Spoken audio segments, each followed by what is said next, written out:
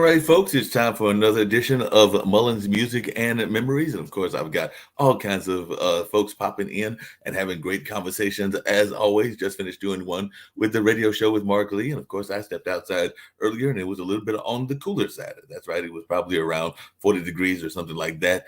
And earlier, it had even been freezing. I saw people out there actually wiping frost off of their cars and things like that this morning. And of course, folks are still paying attention to the things that are going on in relations to the vaccination, in relations to COVID, in relations to a number of other things as we've got these new variants that are out here as well. My friend Steve Rao, who does one of the shows, calls it's like a hydra that just keeps growing new heads and doesn't seem like it ever wants to stop, and things along those lines. But we do know that at some point or another, we will have some more positivity going on. And we're always about encouraging positivity right here on this network and in general. So always glad to have amazing conversations with amazing people that are doing amazing things. And that being said, I'm going to bring on my guests for today and see what they've got going on in their world. And always great to have some great conversations with folks that are doing positivity and things along that line. So how is things going in your world and everything? And if you will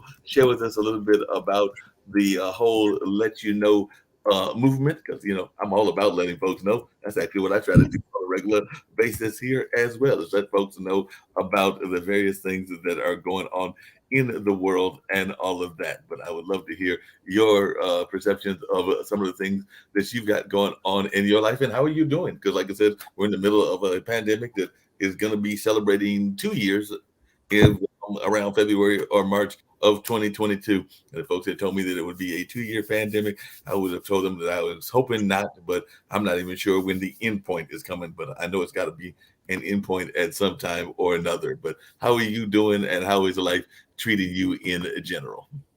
Mark, what's going on? What's going on? I actually, looked at your logo. I love your logo, the microphone, and then you have like a blast, like a fire blast, and then you have like some kind of cool breeze of water. It kind of reminds me of physics, you have triple point. Do you know what triple point is? It's kind of cool. You actually can have 3 states of water at the same time happening. Like, let's say, fire. Okay, so the water is boiling, so you have vapor coming out, right? Yeah. Then you have ice cubes floating around at exactly the same time, and you have water itself, which is kind of amazing. So if you have the right pressure, like let's say maybe somewhere far away from Earth, where we have the right combination for all these states happening like at different times, well, somewhere else it's actually possible. Kind of interesting, as far as let's say pandemic and whatnot, I kind of like your take on positivity, and the reason for it, in reality, you have to understand that, we dealt with viruses and all kinds of stuff. I mean, pretty much since inception of human race. I mean, all of us came from the eastern coast of Africa, building our immunity because of viruses. I mean, it's just the way it is. If you have no viruses and you have, let's say, no problems whatsoever, our immune system would be shot. I mean, it's just part of life. Of course, I hate that there are viruses. I'm like everybody else. It's not like I want to get sick. But at the same time, I do appreciate that we do have immune system, right? I mean, and of course, science, on top of that, with vaccines and everything else, we can debate on the value, but scientific progress is empirically undeniable, Yep. So as far as let you know, I mean, we have a lot of good stuff. So, I mean, as far as the company is concerned, it's actually one of those things that we enable folks to do on top of everything else. It kind of reminds me, I was, when I did the TEDx, when I did the talk, the one that you liked, Right. I actually drove to Raleigh from Seattle, which is no big deal for me because in my pre-let life, I used to drive around cross-country trips in the U.S., like talking about probably more than 20 times, I mean, Oh, wow. I mean, Alaska, I mean, back and forth, Canada, European Union, Australia, I mean, the Emirates, South Korea, Japan, all of it. I mean, I crisscrossed it many times. So, I mean, I'm pretty much kind of like in love with that truck life, even though I was never a truck driver. But I mean, So you should have been a truck driver in another life, but I should have, Boris, and no, in you should fact, have been a truck driver. But Boris, one of the questions I was going to ask you is, are you finding that your company is actually doing better now because so many people are trying to find more affordable cars, because I've actually got a good friend of mine that his car is not working all that well. As a matter of fact, it's not working at all. So he's been actually trying to find some more discounted cars and trying to find something. And unfortunately, a lot of our car salesmen want, to have good credit. He tried to get me to be a Sure. co-signer, and my credit is not that good and everything. So that was not going to happen and all of that. So I was just wondering, is you finding your company doing better because y'all are doing this whole used car thing, but taking it to a whole nother level? And you do not seem like the stereotypical used car salesman, or even car salesman in general, because the typical car salesman has got this kind of bad reputation, I think, because of movies and other things. But I was just wondering, are you finding that you're having an uptick in your business based there in Seattle? Okay, well, that's a great question. First of all, we do not do any used cars. So, in fact, our platform is more like a Google. So what do you do on Google? You type in a keyword, right? And then you have the matching engine, the algorithm. That's where those guys have a patent. Well, the same with us. We have a patent in the US as well as internationally on pretty complicated mathematical algorithms to make this happen, a match. So on Google, you type in the keywords and bam, you got results, right? Which are based on algo. So the same is here. So what we do, we enable people to submit their prices. So you want a price bid, instant results. We sweep across all sellers, and let's say I want to buy a car, I put in the price and done. I either going to get a negative result or a positive result. So either going to get it or not. And if not, I can try again. But that's the premise behind it. So technically speaking, we are kind of like a tech company. We're not necessarily actually selling cars per se. Yes, we are facilitating transactions, absolutely. And the transactions are going to be done, and you're going to see which dealer you got matched up. But as far as let's say, the automotive industry per se, being a salesman, I have nothing but respect towards all salespeople, because I think it's hard work like anything else. Those guys are definitely not slackers, so I understand the reputation that comes with that. But I think for the most part, you take people in every profession, majority of people are great. There are just a few bad apples always going to be present no matter where. But as far as let's say majority of people, I think, on average, everybody would like to do their best to build clients, to build happy relationships, right? That just like you would like to have happy listeners, right? Happy people who come on on your show and talk about interesting things. And the same is there. But we, as far as now challenges, to be honest with you, I would actually prefer a normal time. And when I say normal time, is pretty much the one that doesn't have any supply disruptions, because right now, one of the key challenges that we experience is building a network of dealers. And quite honestly, we are kind of solving now. Especially in the past months, I would say, our signups are going rapidly. If before they were kind of creeping along, now they are taking off. And in about 9 months, we should have the supply side completely behind us. And I wouldn't be surprised if we're going to have over 50,000 listings. By the end of the summer. Where people will have a ton of cars to price bid and instantly get a result.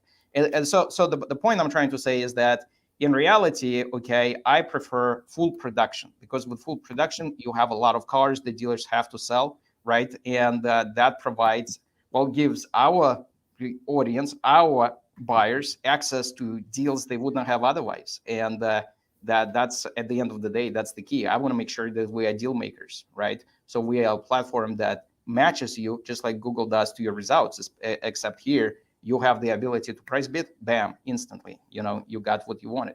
So that would be a great thing if we could actually make that happen and everything. But to be honest with you, but my question is, and it comes back to the friend that has this whole issue of he's trying to get a car and everything. Will you be able to help somebody that is maybe doesn't have the best credit, or maybe even no credit, find a car that is in their price point as well?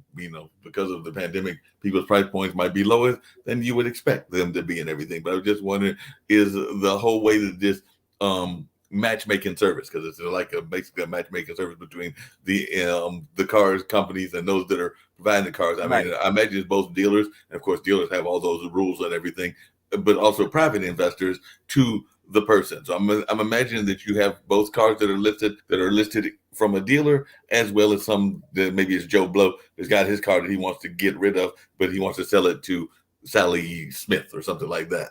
No, no, no. We do not facilitate any used cars. Period. Only new cars. And No, I'm saying, but even in the new car space, so with like if somebody, but only new cars, and what are the price points for the new cars? so you Are they, decide. The price points are pretty much contingent on your ability to get a deal. So let's say if my best offer right now on the market, let's say, actually, let me give you a real, okay, a real case over here. So we have a buyer who actually texted us. They went to let you know they did not see a car, right? It was a Toyota RAV4 XLE premium. And we did not have, well, that particular car just because of a supply side constraint, like I said. So I hustled, got quite a few dealers signed up, and now today we should actually have listings for that car, and that person will be able to price bid. And I believe, okay, I cannot for sure know what they're gonna price bid, but I believe they will be actually to get a better deal than whatever they have as their best price offer currently. So you see, we are not trying to solve all the problems such as financing, etc. We can only solve, let's say, a price problem. So if my best price offer right now on a brand new car, let's say take that person is $33,700, excluding taxes and license plate fees. You have to pay those anyway, right? right. So, but everything else, I mean, that's going to be included in the price. And if I price bid, let's say as an example, 33,000, that I just saved myself $700. So will it actually help someone who doesn't have as good of a credit? Well, I don't know, but it definitely will at least alleviate a pain point of them not qualifying for a larger loan, right? Because you just saved yourself $700. So that means you don't have to finance for this extra $700. I'm not saying it's going to make a big difference, marginally maybe, but really we are kind of like tackling on challenges of prices. We want to make sure that we just empower you to get your price. You got the best price offer, that's 35,000. Well, submit 34,800. I mean, you got it. That means you just saved yourself $200. You got the best price, 28,000. Submit a lower price. That's exactly what we are after. We want to make sure that people, like for instance, I love deals. So I want to have an ability where I don't have to waste any time. I see the best price offer. Doesn't matter how I'm going to get it. I can research online. I can go to dealerships.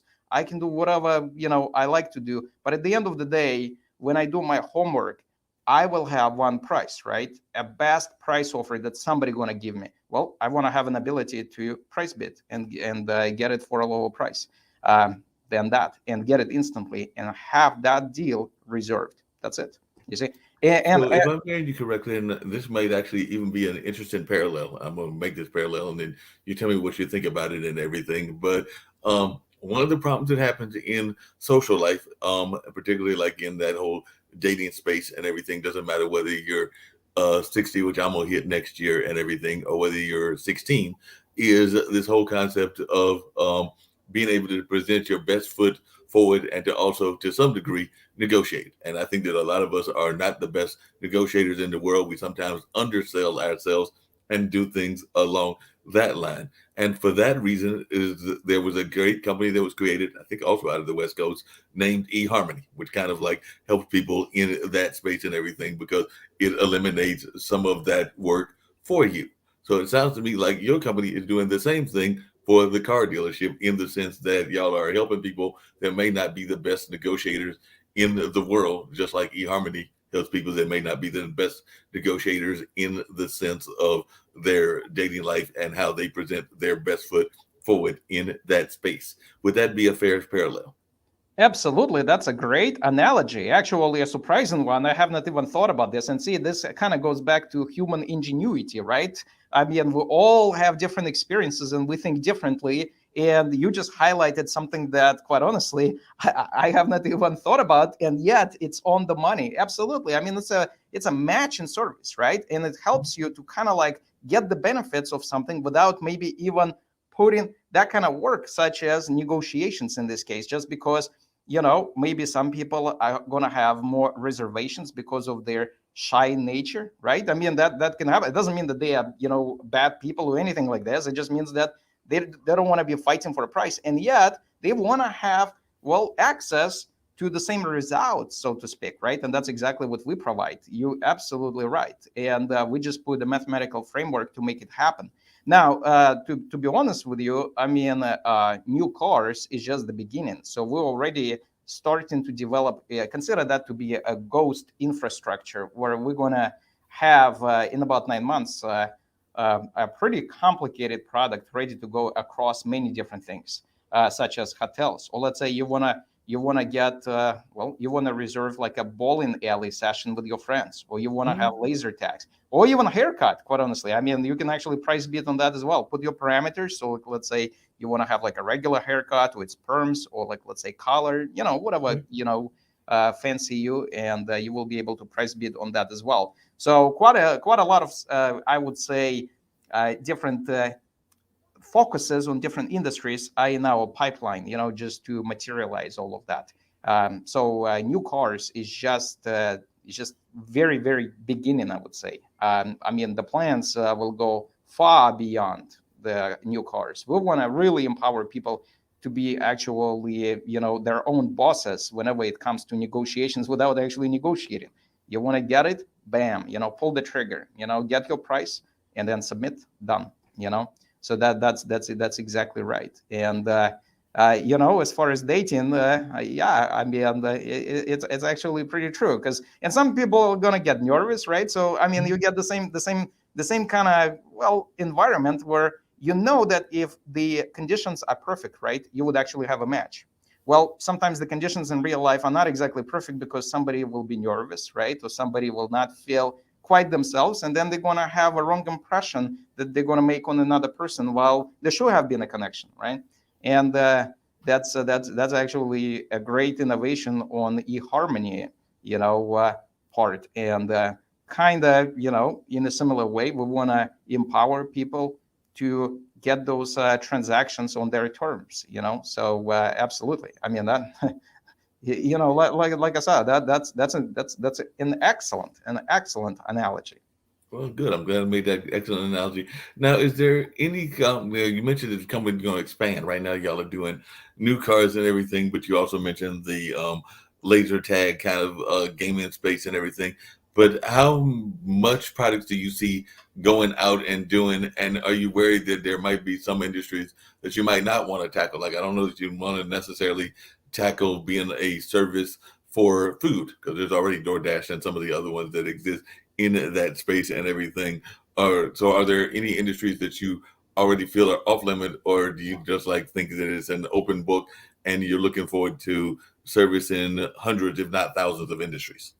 To be honest with you, we can actually compete with anybody, including Amazon or Walmart. Because why? Because our model is radically different, right? So think about this: those guys have they have one price, right? Take it or leave it. Well, our consumer is going to use all of that, including that like let's say Dash Door, right? I mean, that's a service for food where you can get it delivered to you. Well, I mean, would let you know. I mean, if we decide to get into that kind of industry, the only difference would be you're just going to do it on your terms. So let's say DoorDash gives you that price. You go to Let You Know and submit your price that's slightly lower, and if it goes through, the transaction is done. So in a way, we just need to make sure that the quality aspect. So like let's say when you look at distribution, let me give you an example. So let's say if, for instance, there is a reason, a real reason we are not dealing with used cars, because the quality distribution, the quality characteristic distribution for a particular car could be all over the map, right? So you may be looking at 2020, Toyota Camry as an example. Let's say it's SE, but the problem with that car is that if you don't know, who actually owned it and how they operated that car, the product itself may actually be quite different, right? I mean, it could have been flooded.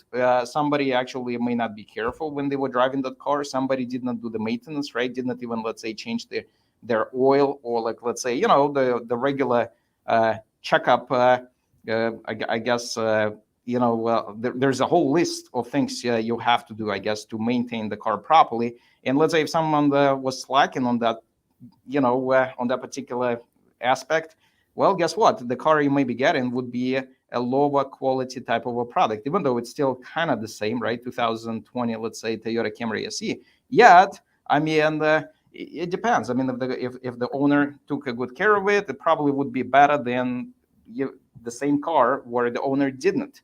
Or if something happened to the car. So my point is, with new cars, you don't have that kind of problem because they're all exactly the same, top quality, right? I mean, if you give me a list of, well, let's say I'm on a parking lot and I see 10 cars, they're all identical.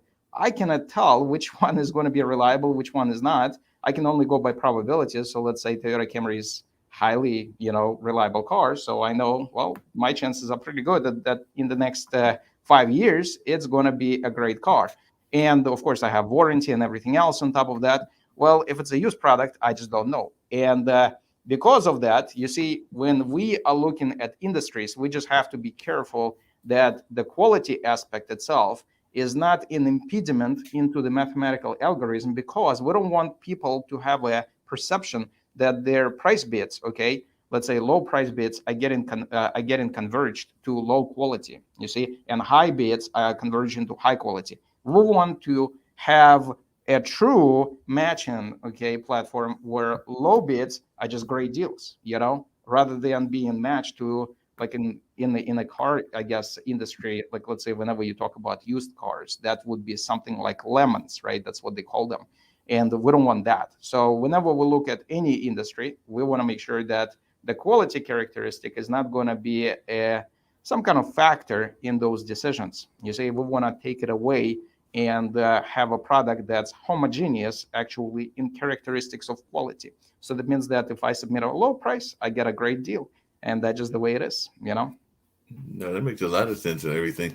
Hey, Boris, when did you know that you wanted to be an entrepreneur? Was it something that you knew at a young age? Was the Zhukov clan very much involved in entrepreneurship, or is this something that you developed later in life? And at which point did you realize that you wanted to be in this space? And like you said, you're doing this now with new cars, but I think you said you'd also done some work in the restaurant space as well. So I'm thinking maybe you were that young kid that at a young age decided to open up a lemonade stand or sell cookies or something along those lines. So I'd love to learn a little bit more about the Boris journey to entrepreneurship.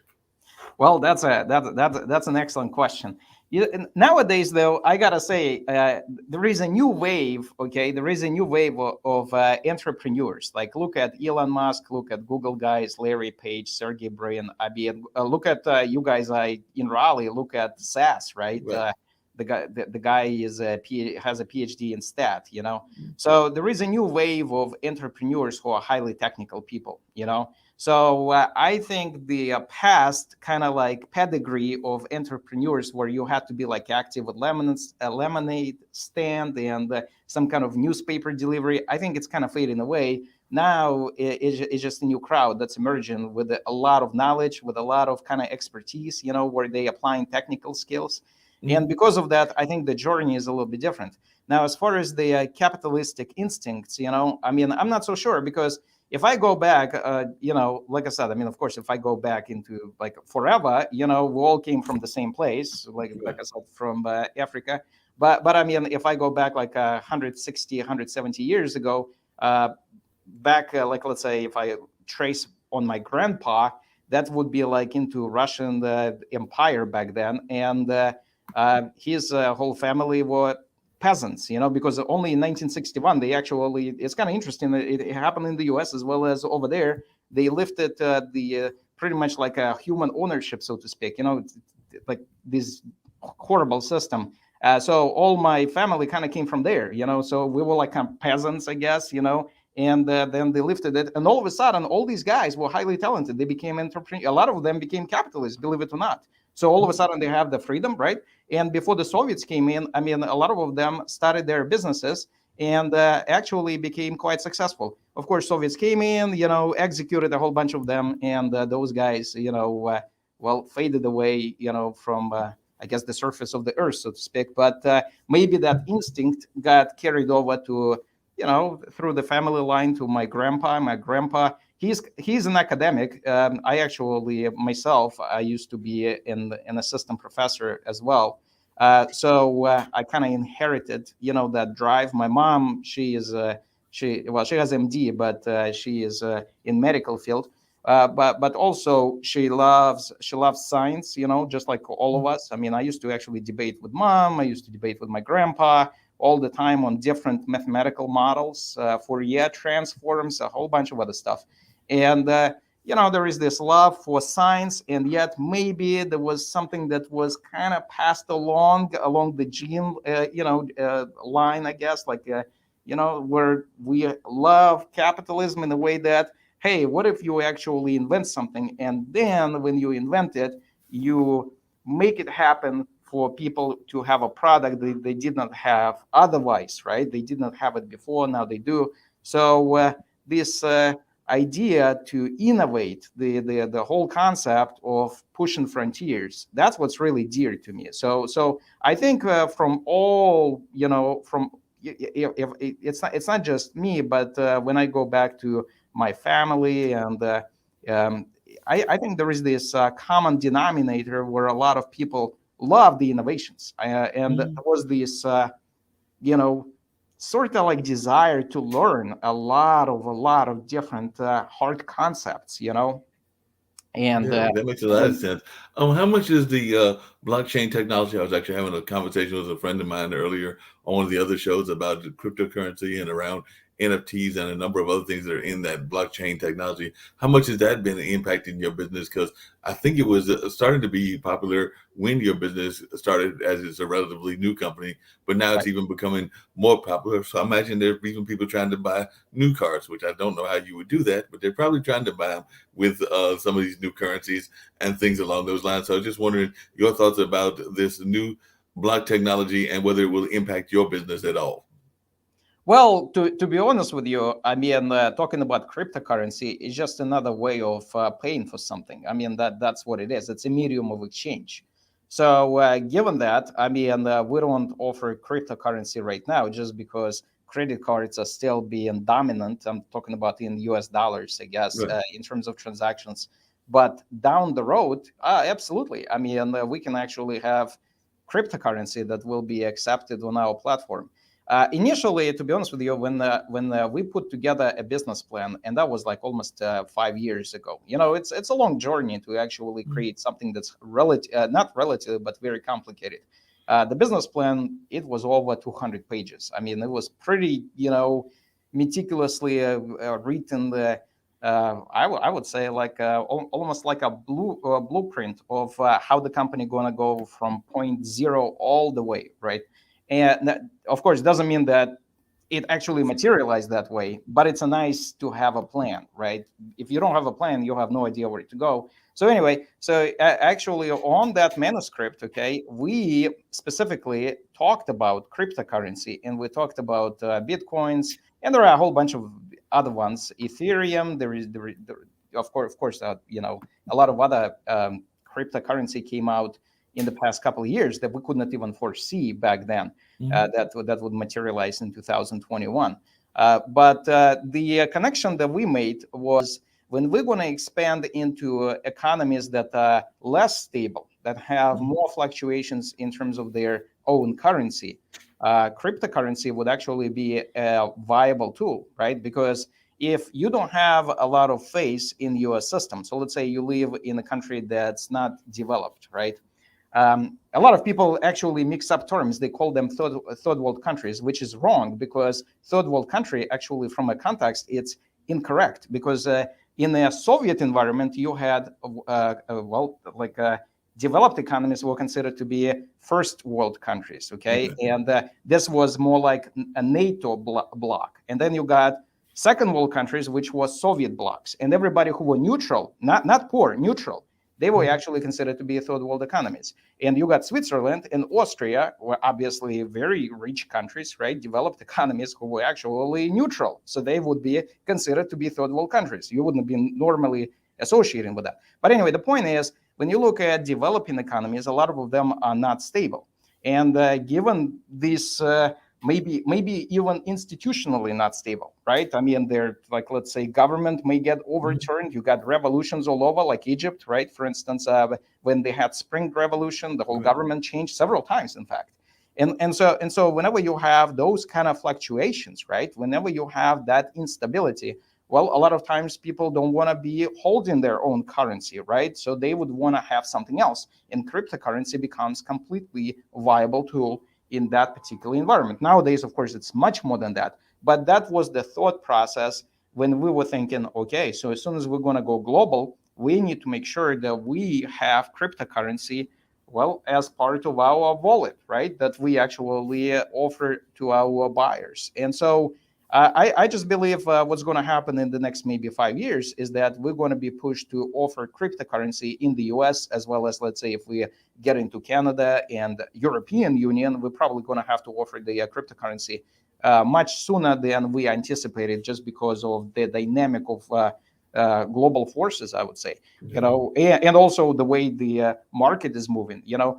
Nowadays people are far more receptive, right, to cryptocurrency, when maybe like 5 years ago that wouldn't even be considered a norm, right? So it was more like us trying to think, well, where can we actually implement this cryptocurrency where it's going to be useful? And you see, that's where we were thinking about, like, let's say in those type of economies where the system would be not stable, bam, I mean, we would be using the cryptocurrency. Japan actually, well, has and in fact, I believe they've had it for a number of years. So they transacted in the bitcoins and maybe even other cryptocurrency. So that was another one we were actually thinking. So once we get to Japan, I mean, cryptocurrency is going to become a big tool, and that's something that we just want to make sure that part of our checkout wallet. But again, now blockchains. Okay, yeah, you mentioned blockchains. Mm-hmm. A lot of companies use blockchains for security reasons, and really a basic. I mean, it's a complicated concept. But in basic terms, okay, a lot of times you would actually implement it because it's kind of like a ledger. So imagine that you have a ledger, right? So you write something down, right? And then, okay, that whatever you write down has like let's say you come up with a keyword, right? That's associated with that. And if I know your keyword, I can get to it and I can change it. But imagine that many people have ledgers. So even if I change one ledger, because it's replicated on many ledgers, it doesn't really matter, because you will detect that it differs from other ledgers, right? And so it's the one that's being hacked. And so so this idea of having this information across many different bricks, so to speak, okay, it all of a sudden, okay, provides the security aspect to your system. That aspect, I'm not so sure yet that is going to be viable for us, because our own security protocols that we host on cloud, okay, and it's just, I'm not sure how much need that particular system is there for us. Maybe later we can use blockchains, but right now I'm just not sure it's actually something that's relevant for us, but again, it's a great concept, and I believe in many financial transactions blockchains are actually excellent, because that's how you protect the integrity of data. And but cryptocurrencies as a medium of exchange, absolutely, that's something that we want to embrace going forward. Just not going to happen tomorrow or in a year, because majority of people in the US are going to be still using credit cards. It's just the way it is. And quite honestly, let me say this, Mark. Cryptocurrency, I think nowadays is also kind of almost like viewed as an investment, right? Not exactly as a medium of exchange. Not something that you go to Walmart, right, and buy, like, let's say, toilet paper or like some product, like goods, right? It's more like, oh, it's an investment, so I want to make a buck. So let me trace the curve, of how this let's say Bitcoins as an example, how the Bitcoins are being traded. Oh, it dropped. Oh, there is a dip. Well, maybe I'm going to get in, I mean, the just to make a quick buck, or maybe it's going to keep sliding and you're going to be like sweating, sweating bullets, thinking like that you actually lost quite a bit and waiting for a turnaround. The point is, it becomes like a kind of like a speculative asset. I'm not saying it is speculative or not. I'm just saying that I believe that's the perception of a lot of people, is that they use it more like as an investment tool rather than a transaction-driven tool. We would actually implement it when it becomes more viable in terms of transactions, so people can actually buy those cars, right? with cryptocurrency. No, that makes a lot of sense and everything. One of the things that our founder talks about, that being Nick Palveda and everything, is he talks about the education system and the financial aspect of the educational system, because he's of the opinion that we're in the 21st century. There's no doubt about that. But do we still have sometimes have 18th century values that we don't do enough to teach people about entrepreneurship and about financial freedom and even about how to balance their own checkbook, or if you're in business, how to do a business plan. So I was just wondering your thoughts about that, and if that's something you think that we need to do better in the sense of trying to be better, have a better attitude about learning these important skill sets that you're going to need throughout your life.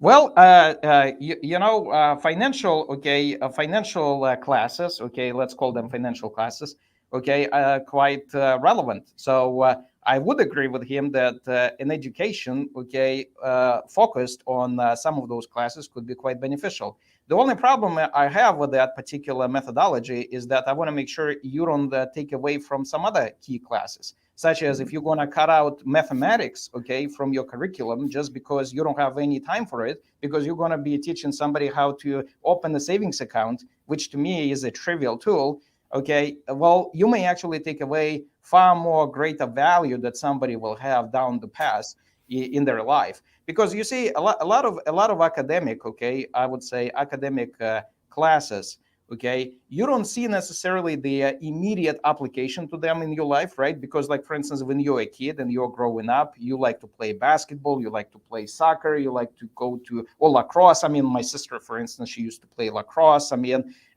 my point is, you don't see an immediate application to all these important subjects, and yet they're the ones that will create another Einstein. Or, like, look at, for instance, I'm a big fan. I mean, I'm really a fan of many people, so it's not really I'm just a fan of one person. But look at Neil Tyson deGrasse, right? A physicist, astrophysicist. Okay, well, he took a lot of hard classes, right? And then it doesn't mean that he's going to become him, when he was growing up. So it's not like you're going to see an immediate, effect of all the knowledge that he's going to receive early, you see, in his life. But all of that, it's like a compound effect. It just sits on that checking account, right? Accumulating interest. And all of a sudden, with all that hard work, and those classes are difficult, you're talking about physics, you're talking about mathematics, okay? And eventually, they may actually open up your horizons a lot more than just learning about checking accounts. So I want to make sure that we kind of have the right balance, not just, dive in and say, okay, from now on, we're going to have a personal finance class, and that's it. In fact, let me tell you this is kind of interesting. I actually used to teach a personal finance class. It was a 300 level class, I believe, at Methodist University right there. I mean, in North Carolina, it's in Fayetteville. And I wanted to make sure that my class, okay, had quite a bit of mathematics in it. So I had all these, coupon payments and bonds, and I kind of tied a lot of financial, I'd say subjects into that personal finance class to make sure that people are actually start thinking about more complicated, okay, concepts that they may not see an immediate application, but will enable them later on down the road in their life to all of a sudden have almost like an epiphany. They may not even actually connect the dots that it all happened because of that class, but they just want to have the right knowledge at the right time to actually make like some kind of, like I said, the revelation, or so to speak, and discover like a new way how to do something, And I want to make sure that we have the fundamental knowledge, because no matter what, you see, that's where I will always disagree with people whenever they push into something that they think that, okay, we just need to teach about banking and we need to teach about, like, let's say, getting loans and about personal responsibility on the financial front and the entrepreneurial front. I want to make sure that we actually keep on the same tangent in terms of our knowledge and in terms of our innovation. Because one thing we did right is that look at human race. For the past 200 years, yes, some people are saying that we lost our values of 18th century. I disagree. Look at where we are today relative to 18th century or 19th century. It's unbelievable. Why do you think we have this progress? It's because we have a lot of people with a lot of knowledge, with a lot of talents, who are now becoming at the, I would say, at the front of the revolution, that we have right now.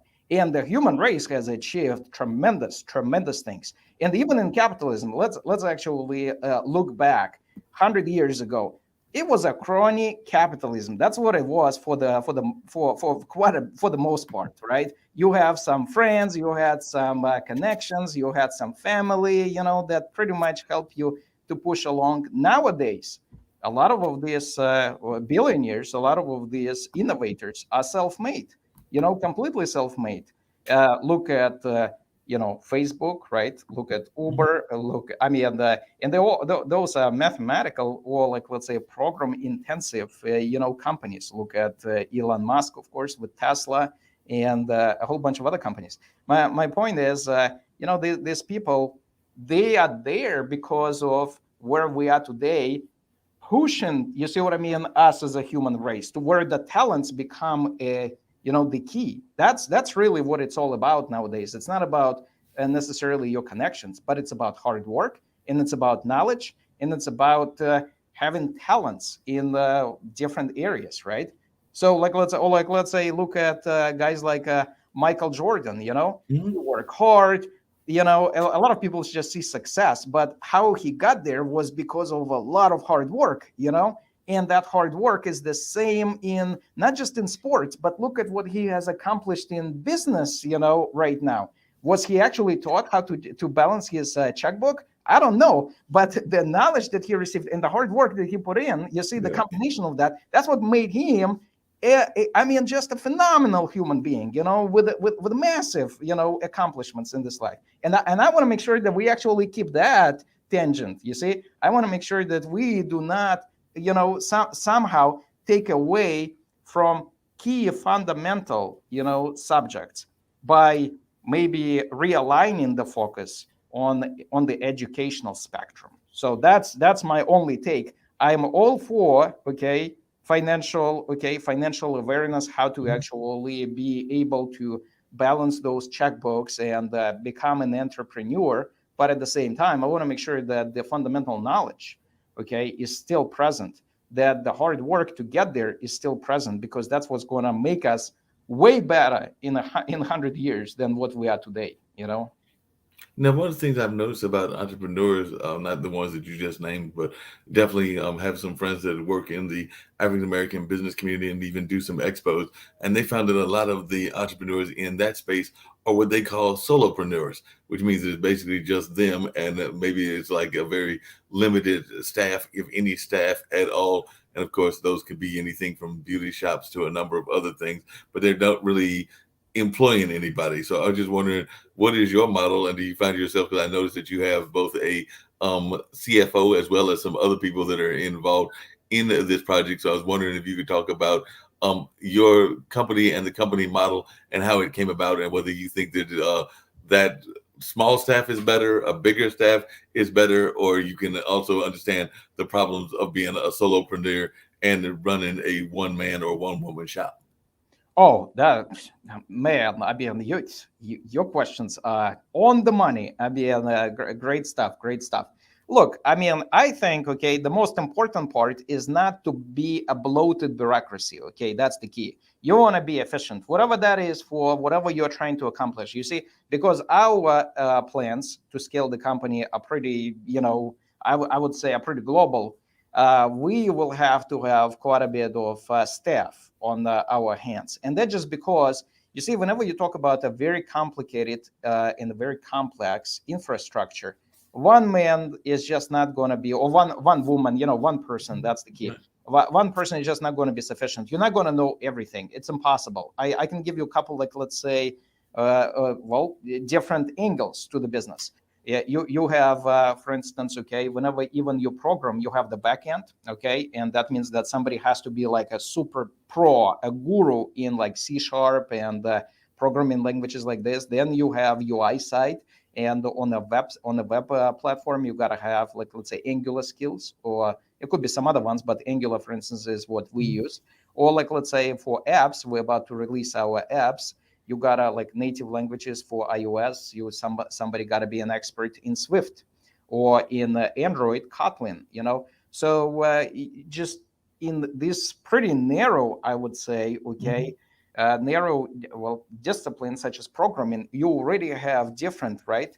Yeah, different set of skills that are required for us to actually excel.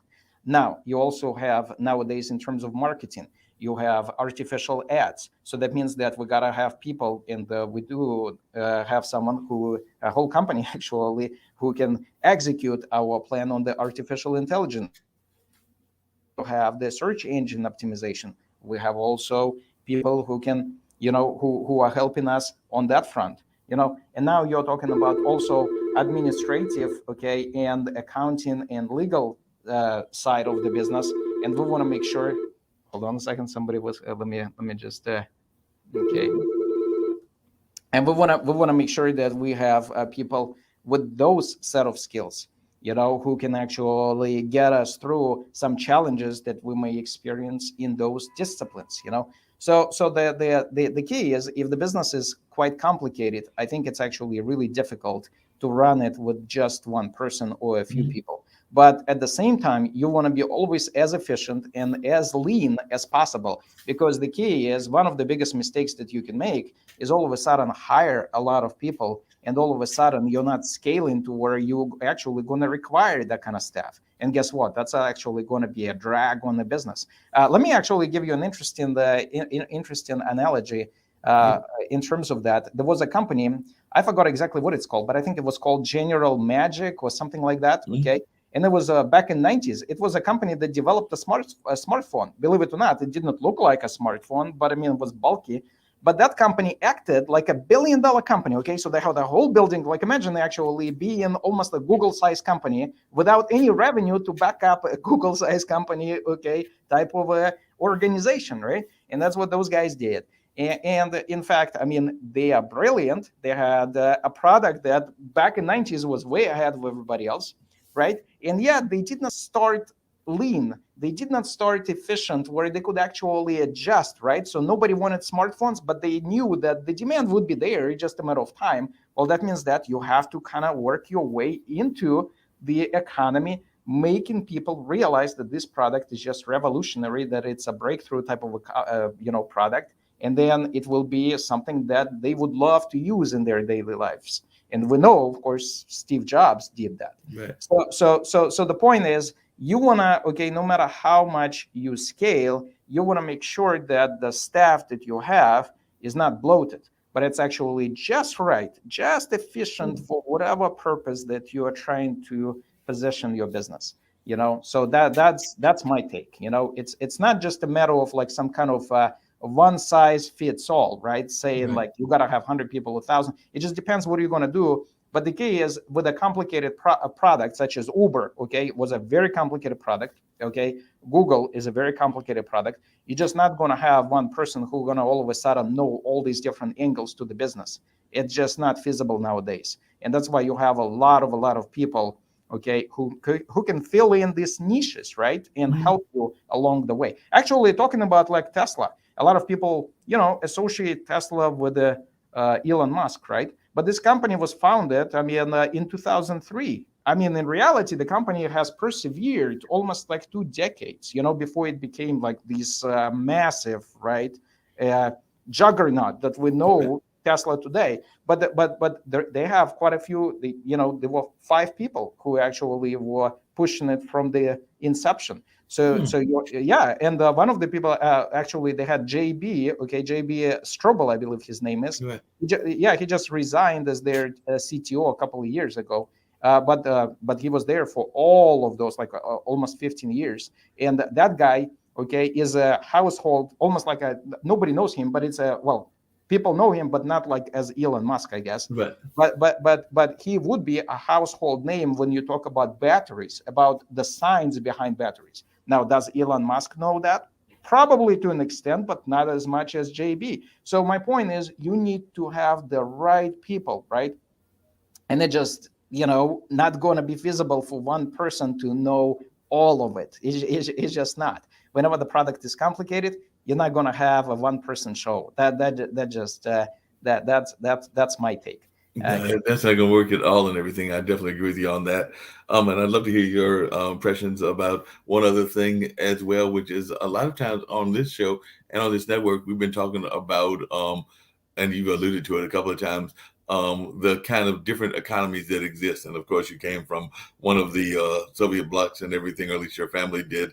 And definitely there's that talk of whether socialism and whether we need to go toward a socialized medicine, or whether there's even true capitalism. Because some people would say that there is no true capitalistic society that exists in the world, but it's probably a mixture. And of course, there's also other kinds of governments like commonwealths and of course monarchies. But I was just wondering your thoughts as to whether capitalism is even thriving in this day and time, or whether it's something that we don't really need to have in that sense, and maybe we need to have a mixture of the different kinds of economies, because even China itself is having some capitalistic things going on, like what's happening with their real estate boom. Well, now they're having a real estate problem with Evergrande, but before they had a real estate boom, and definitely a lot of commercial businesses, even from the West, were going into China, and to some degree trying to go into Cuba as well. But I was just wondering your take about the global financial landscape. Well, personally, I can tell you this. It's not personal. It's actually going to be a scientific kind of opinion, okay, based on mathematics. Capitalism itself is a system that will survive mathematics. It's based on mathematics. At the end of the day, it's self-interest that propels the creation of wealth.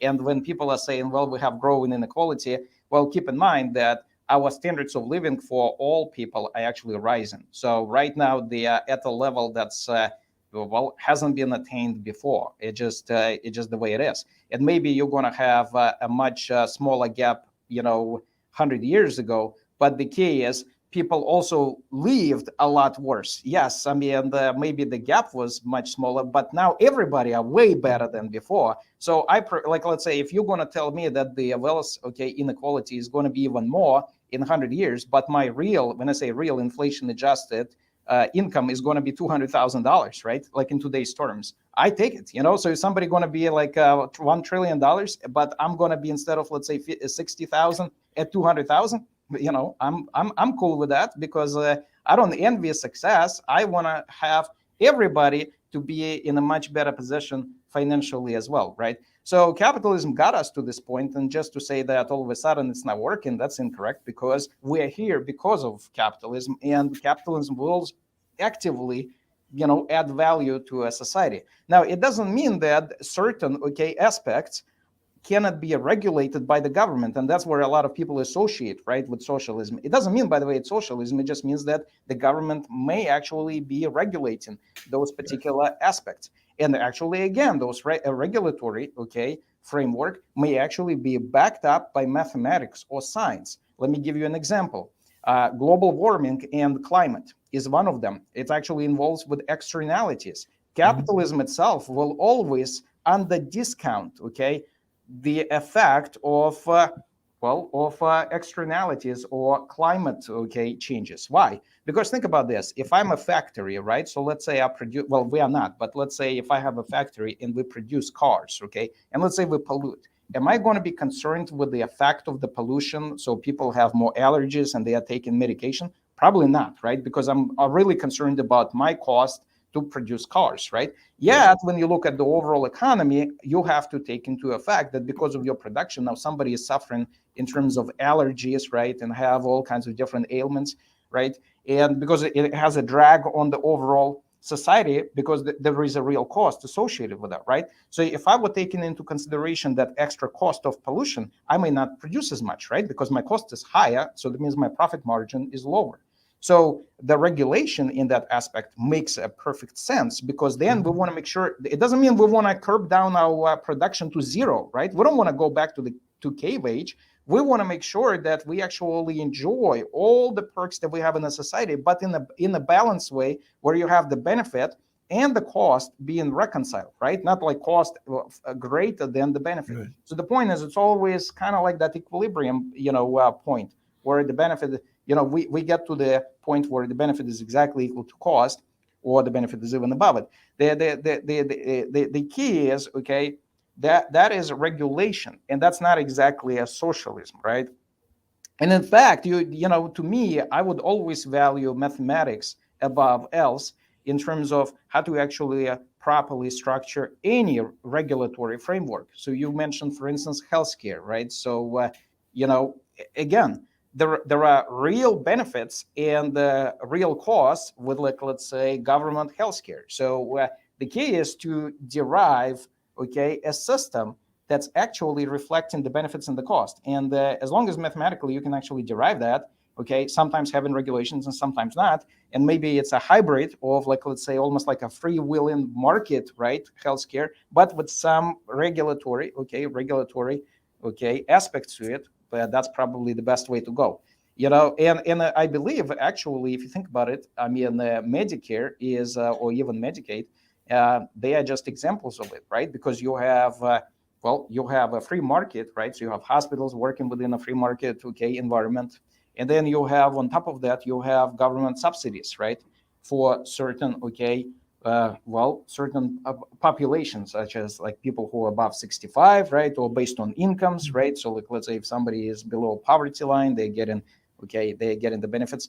And there are real benefits of that system, because think about this. If you actually know that you have a healthcare coverage, that means that you may go to see a doctor and prevent some of bigger problems that you will have down the road, right? Because a lot of issues is that if you don't have healthcare, like, let's say, coverage, you don't have the insurance, you're not going to go to the doctor, and then you're going to miss, like, let's say, some kind of cancer, right? That could have been prevented way before you actually got to that point, right?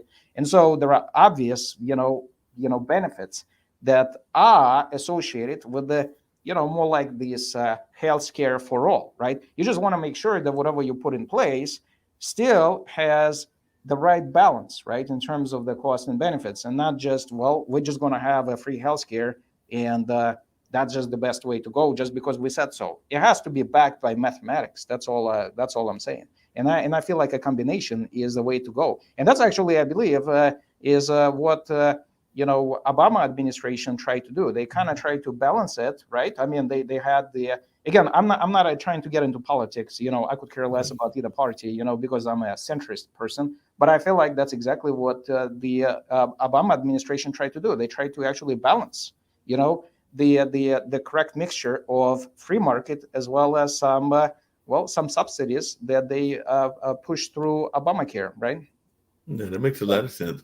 Who do you consider some of your mentors, some of the people that really mentored you in your business journey? And like I asked you earlier, when would you say was your first business project that you launched yourself? And when did you start it? And maybe you can share with our audience a little bit about your own business journey that has got you to where you are now. Well, I mean, there are a lot of different people who actually inspired me. So it's almost like if you take, if you take a newspaper and cut it into many pieces, right, and then assemble it, that's going to be the true mentor. It's not going to be just one person, but a combination of a lot of different people. I mean, I personally admire my mom. My mom is a very hardworking individual who never was handed anything, and she had to, work her way, to where she is today. A very hardworking person. I admire those type of qualities. Then I think my grandpa, I mean, also is a big example. I mean, that guy, he has a PhD in physics, but that's beside the point. The key is he is a very hardworking and a very knowledgeable. Well, he died, was a knowledgeable person, who tried to do his best, to contribute to human race by innovating, whatever he could. And then also I came across a lot of different people who influenced me as well. I mean, a lot of my former professors. I mean, whether it's going to be at NC State or even back in my undergrad world. Then there were a lot of people along this journey, this life journey that I came across, including my current colleagues. A lot of them, I mean, not a lot of them, all of them are very hardworking and knowledgeable people. So they have the impact on me as well, because you constantly learn, right, as you go through life. I mean, it's not like you just have a set, like, let's say a set number of mentors and that's it. I mean, it's a dynamic, right? It's a dynamic environment where you just meet more people, and even the same people who you've known all your life, all of a sudden they give you another piece of a puzzle that you've never even thought about before. Just like I actually met you, and today you mentioned that line about eHarmony. I actually learned something from you as well, and you're going to be one of my mentors actually on that list now because of that. And I mean, I'm not joking. I'm actually being serious over here. Is because as you go through in life, you gain, you gain all that knowledge, you gain that insight, and that's what actually kind of shapes your views and shapes how you think, how you can benefit other people as well, right? As we march forward in life. Now, as far as the entrepreneurial start, well, there was something actually. I tried to do that. The stand, the lemonade stand, except it was a lemon. It wasn't lemonade. Okay, so what I've done is I bought newspapers. Okay, so I got it at wholesale prices. Then I went I went to the store. I talked to the manager at the store, like a supermarket, and I said, hey, what if I sell this and I give you a cut? And I did it for a day, because I was like a little kid, So they because they disallowed it, because the management, said, oh, you cannot do that. So, but I did it for a day, So that was when I was probably I cannot remember for sure, but I probably was like 9, So Okay. so it did happen, So I was kind of like trying to do something, except that, and to be honest with you, it's kind of funny because whenever I was 9, whenever I was doing this, okay, I almost like had this grand vision, like I'm gonna do it today, like at this store, then I'm gonna grow to more stores, then I'm gonna have like operators. I mean, it's crazy, right? I mean, totally unrealistic, but Well, there was that. those unrealistic dreams, though, sometimes we have them when we don't achieve them. I remember writing down, I think I thought I was going to be an architect at one point, or writing down this building or drawing a building, and it was like going to have, like you, it was going to have stores. I think it was going to have like a restaurant. It was going to have all these different other things. And it has not come to fruition yet, but that doesn't mean that it won't come to fruition at some point. Even right now, I think it would be more of a artistic space, and it would be a space that might have a movie studio and a film studio. Well, movie and films is the same, but a theater as well as maybe a record label and radio and some media kind of stuff, and maybe even an art gallery because my dad is an artist. But I would see that as, and maybe a coffee shop. I would see that, but I think the one that I drew when I was like 9 or 10, it was more like a and surprisingly, I think that they've built some of these now, but it was more like a instead of a horizontal, because most Mhm. malls in the past would always go horizontal, it was more like a vertical mall. So the Yes. buildings and the stores were going upwards instead of going horizontal and taking up land mass the way that they used to do, as I recall it. And like I said,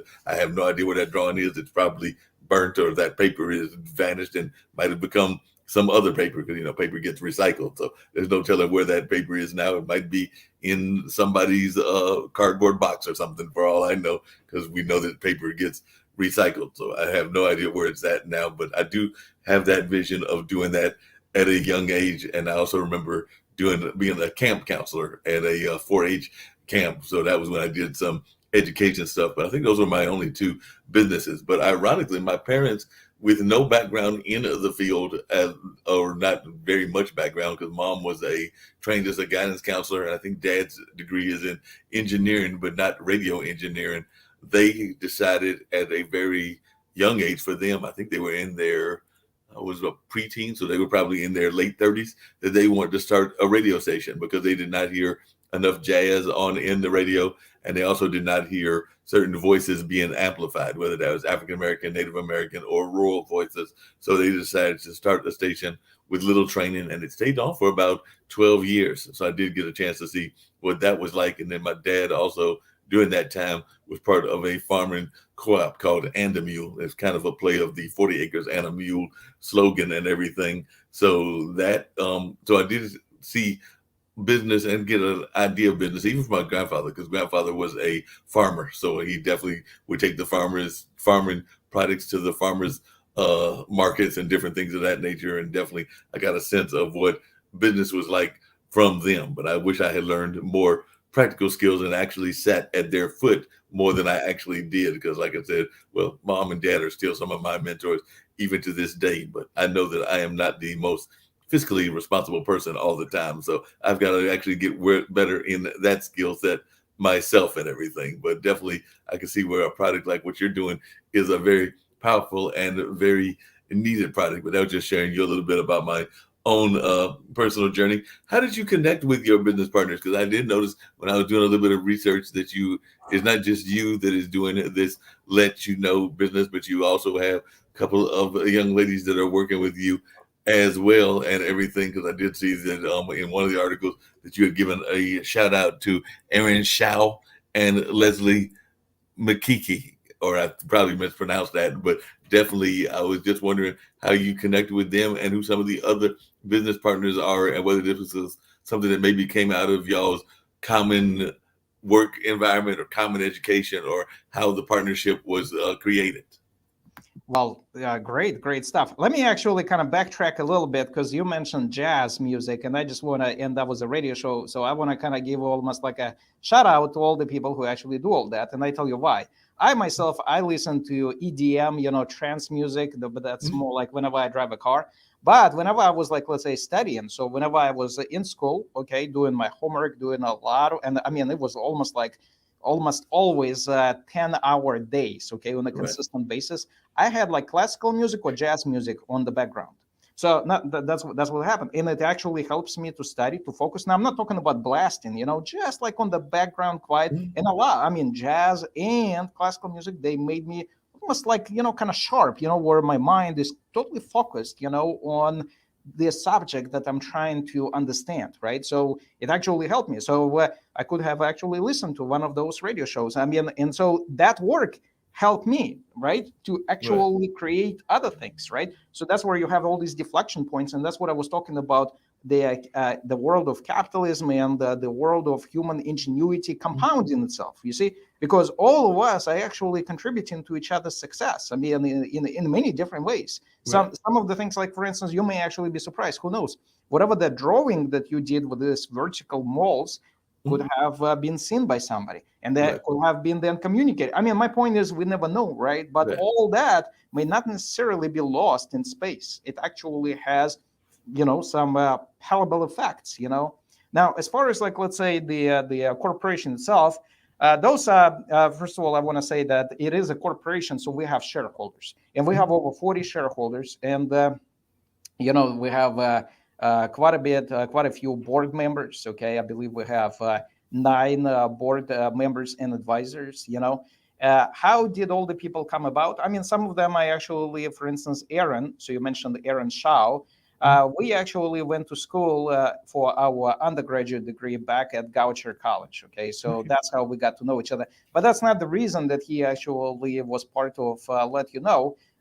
The reason actually is he is an extremely hardworking and very knowledgeable person, and so he proved over these years that he is capable of executing and never, wavering and never bending under pressure. I mean, that kind of perseverance, showed me, okay, he is the kind of person that actually you can count on, to make sure that we have the right team to scale the company. The same as Leslie. Leslie is another very knowledgeable person, okay, very talented, okay. It's the same idea. I just happened to come across in life, and then she proved with work that she had it, that she could actually deliver.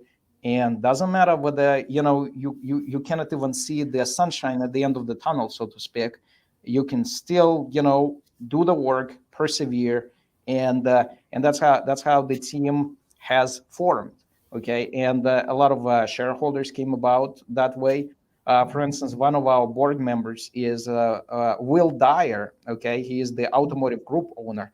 Very, very smart person. Okay, him and I, we actually bounced a lot of and generated and executed a lot of ideas to make the product right fit for dealers. Okay, and yet have a consumer side where it will also help consumers to get deals as well.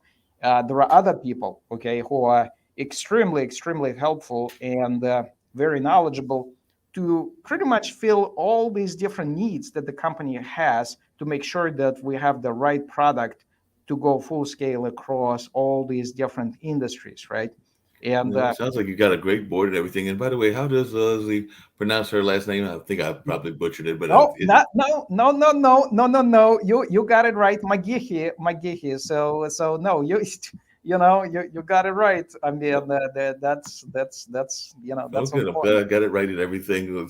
How important? Because you just mentioned something that I've heard a lot of people talk about, even in Clubhouse, because I'm definitely involved in Clubhouse, that app and everything, and in Facebook and some of the other social media outlets. But a lot of people these days are talking about finding their tribe, and that means finding people that are like-minded, that are trying to do similar kind of work.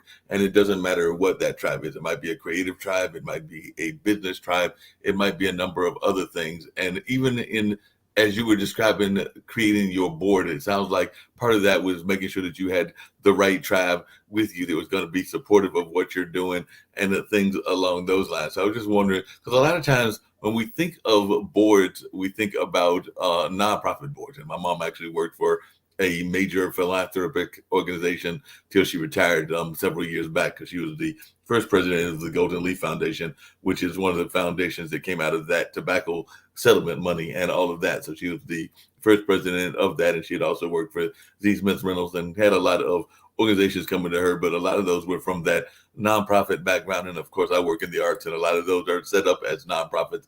But I know that the corporations have boards, but a lot of times we don't hear a lot about those boards as much as we hear about the nonprofit boards, in my opinion. But I was just wondering your thoughts about, one, the importance of boards, and also your thoughts about finding your own tribe. Well, yeah, that's actually okay. So the tribe, okay, I call it core. So the most important, okay, and this is actually going to be viable for any business that has grand plans in terms of Right. scaling. You gotta have your core members, okay, who are going to be on the same page and who got all this unique knowledge in different areas to solve complicated problems. Let me give you one example, okay.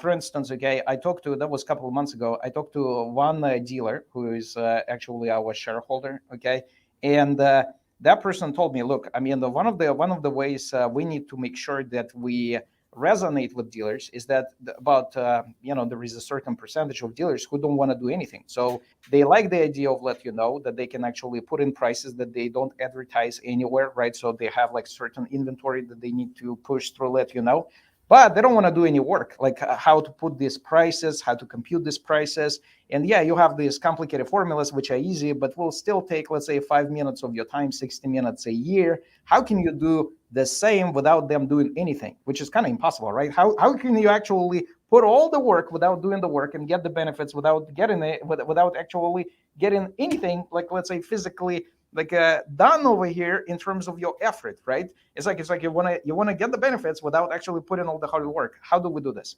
Well, we created, that's actually an innovation on its own. We created an autopilot. So we got the answer right like this. Like imagine that we can actually put your business, doesn't really matter what the business is, on autopilot. Like imagine you have a garage sale, right?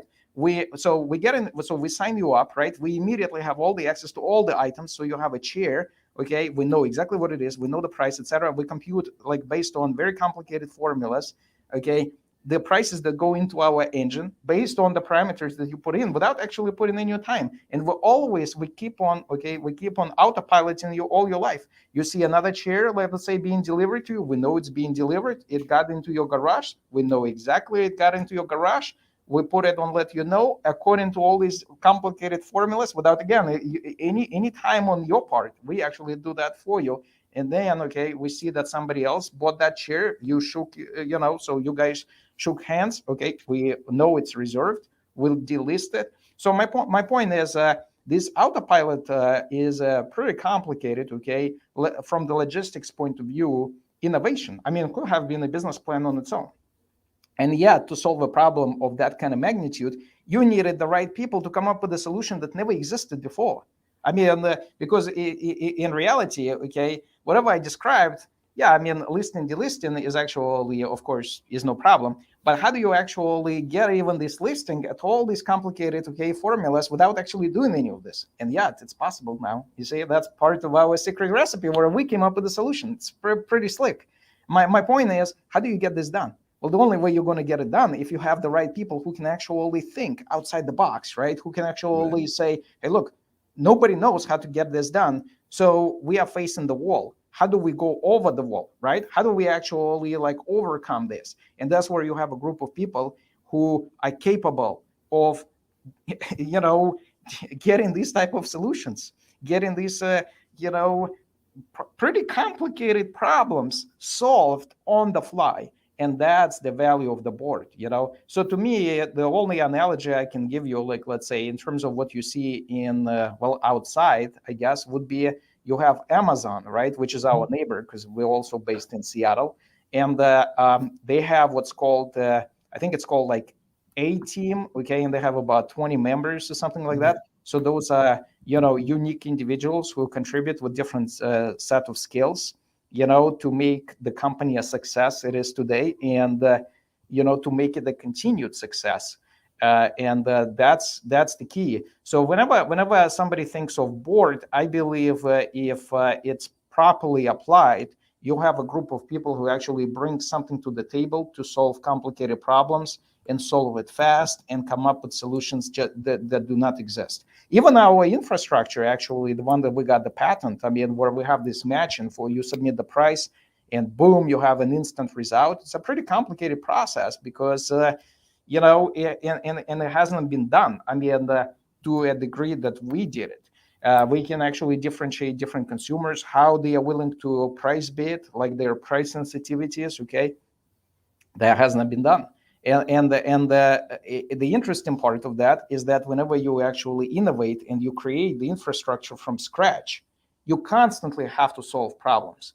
And to be able to solve problems, you got to have the team that's capable of solving those, mini steps, along this journey. And you got to have the board members as well who can actually create the framework, of this product correctly, and have solutions for the framework itself whenever the framework hits like some kind of stumble block.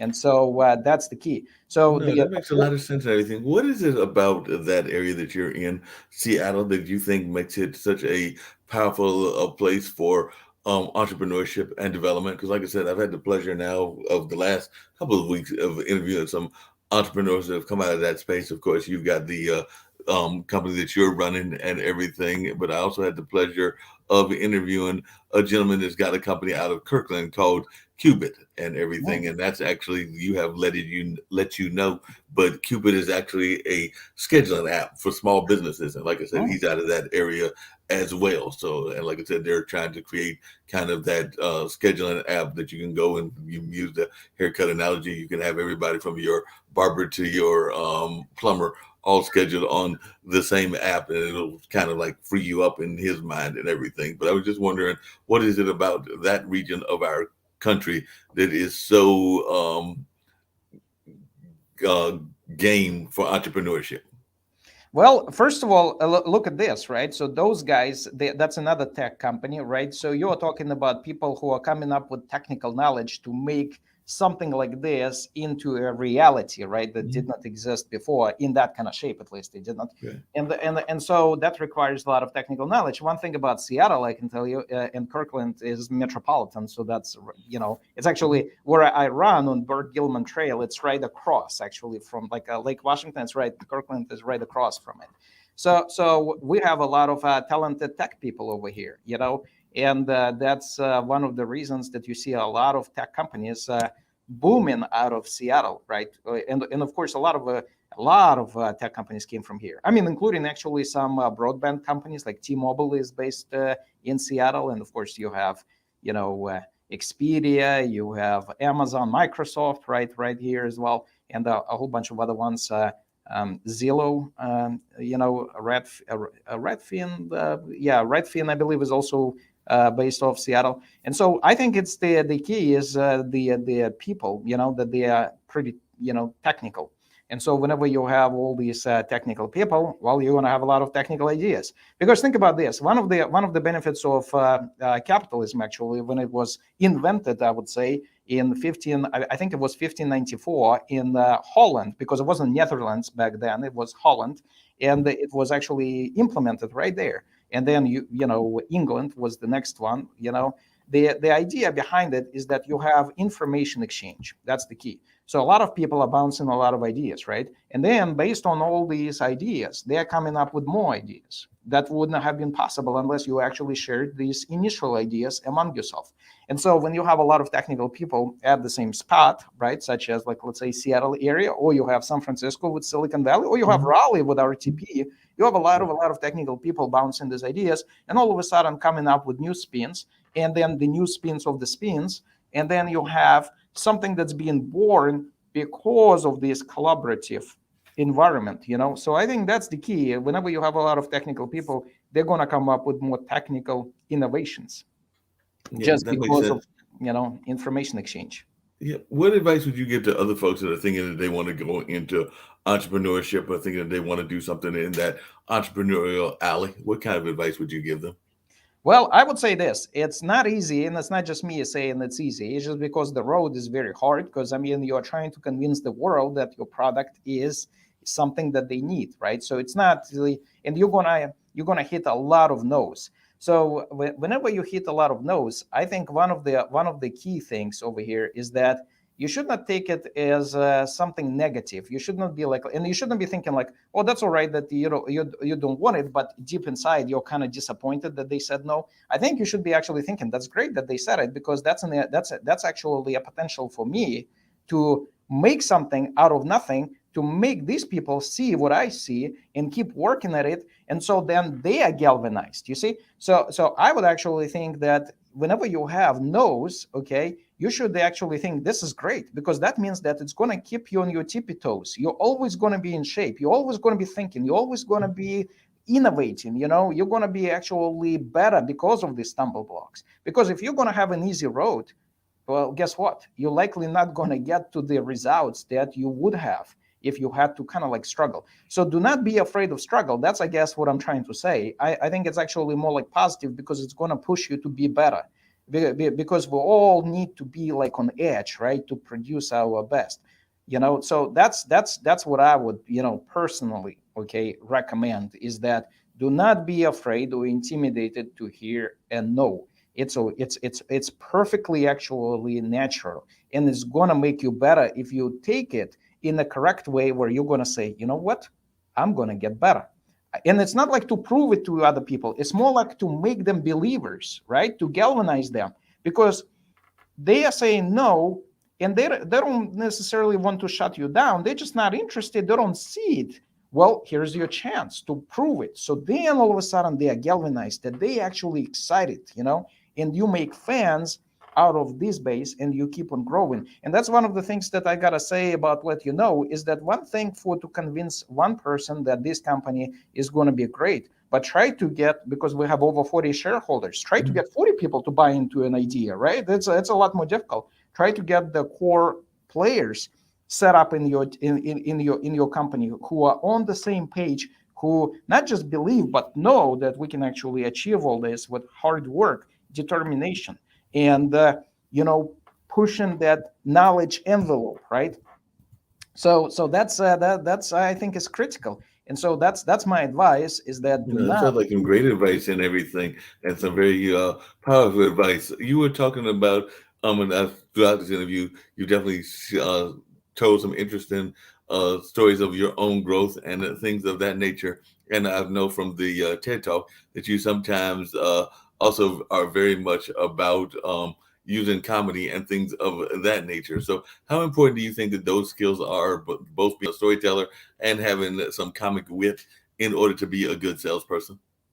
I think those two go hand in hand, because think about this. Comedy actually, it kind of like breaks ice, right? So like, let's say whenever you have people, okay, who do not know you, but they are not receptive yet, but how do you make them comfortable? Well, a good joke will do, right? For instance, okay, over here, actually, on New Year Eve, we're going to have Dave Chappelle, okay? So I'm going, okay? And I mean, and again, I'm not advertising for Dave Chappelle. He doesn't need me. I'm just saying, the comedy, okay, and when we laugh, I think it's one of those kind of like positive, right? Positive spins, how to make people comfortable, how to make people receptive, and how to be kind of down to earth in a way that you're relating hard concepts so they can also understand it more like from a comic, right, twist. Because we understand, okay, complicated concepts better if all of a sudden we can relate to them.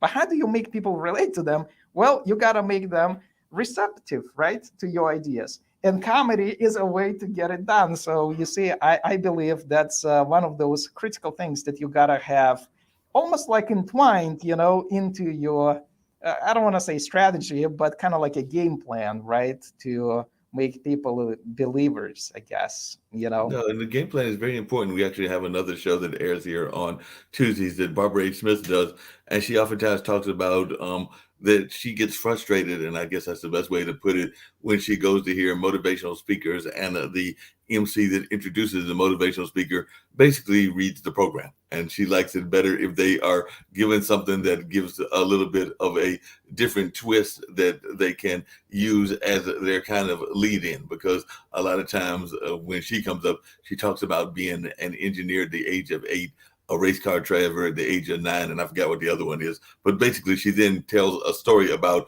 what that means, and it basically is that she assembled a car when she was at a certain age, or assembled something, and then she might have got a chance to drive a car at another age and everything, and that it becomes a more engaging part of the story. And I didn't tell the full story the way that she does it, but you get the idea and everything. So I was just wondering how, because I know you're also a motivational speaker, how much of that is a frustration of yours when you have people that are introducing you and they sit there and they basically just read what they've already been given in that long bio, and sometimes reading it almost verbatim.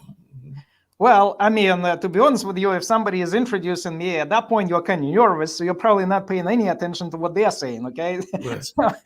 so that's the reality of it. I mean, it probably all flies right, above me. Okay, so by the time I get on stage, I mean, then you kind of like get all those jitters. I mean, you're kind of like a nerve ball. But the key is, I think the best way, okay, the best way to do it is being genuine, being almost like not exactly kind of on script, but veering a little bit off script, trying to be more personable. I think that's the best way to do it. And also, you cannot actually go by script all the time, because think about this: the audience is always different, right? Because people are a little bit different, okay?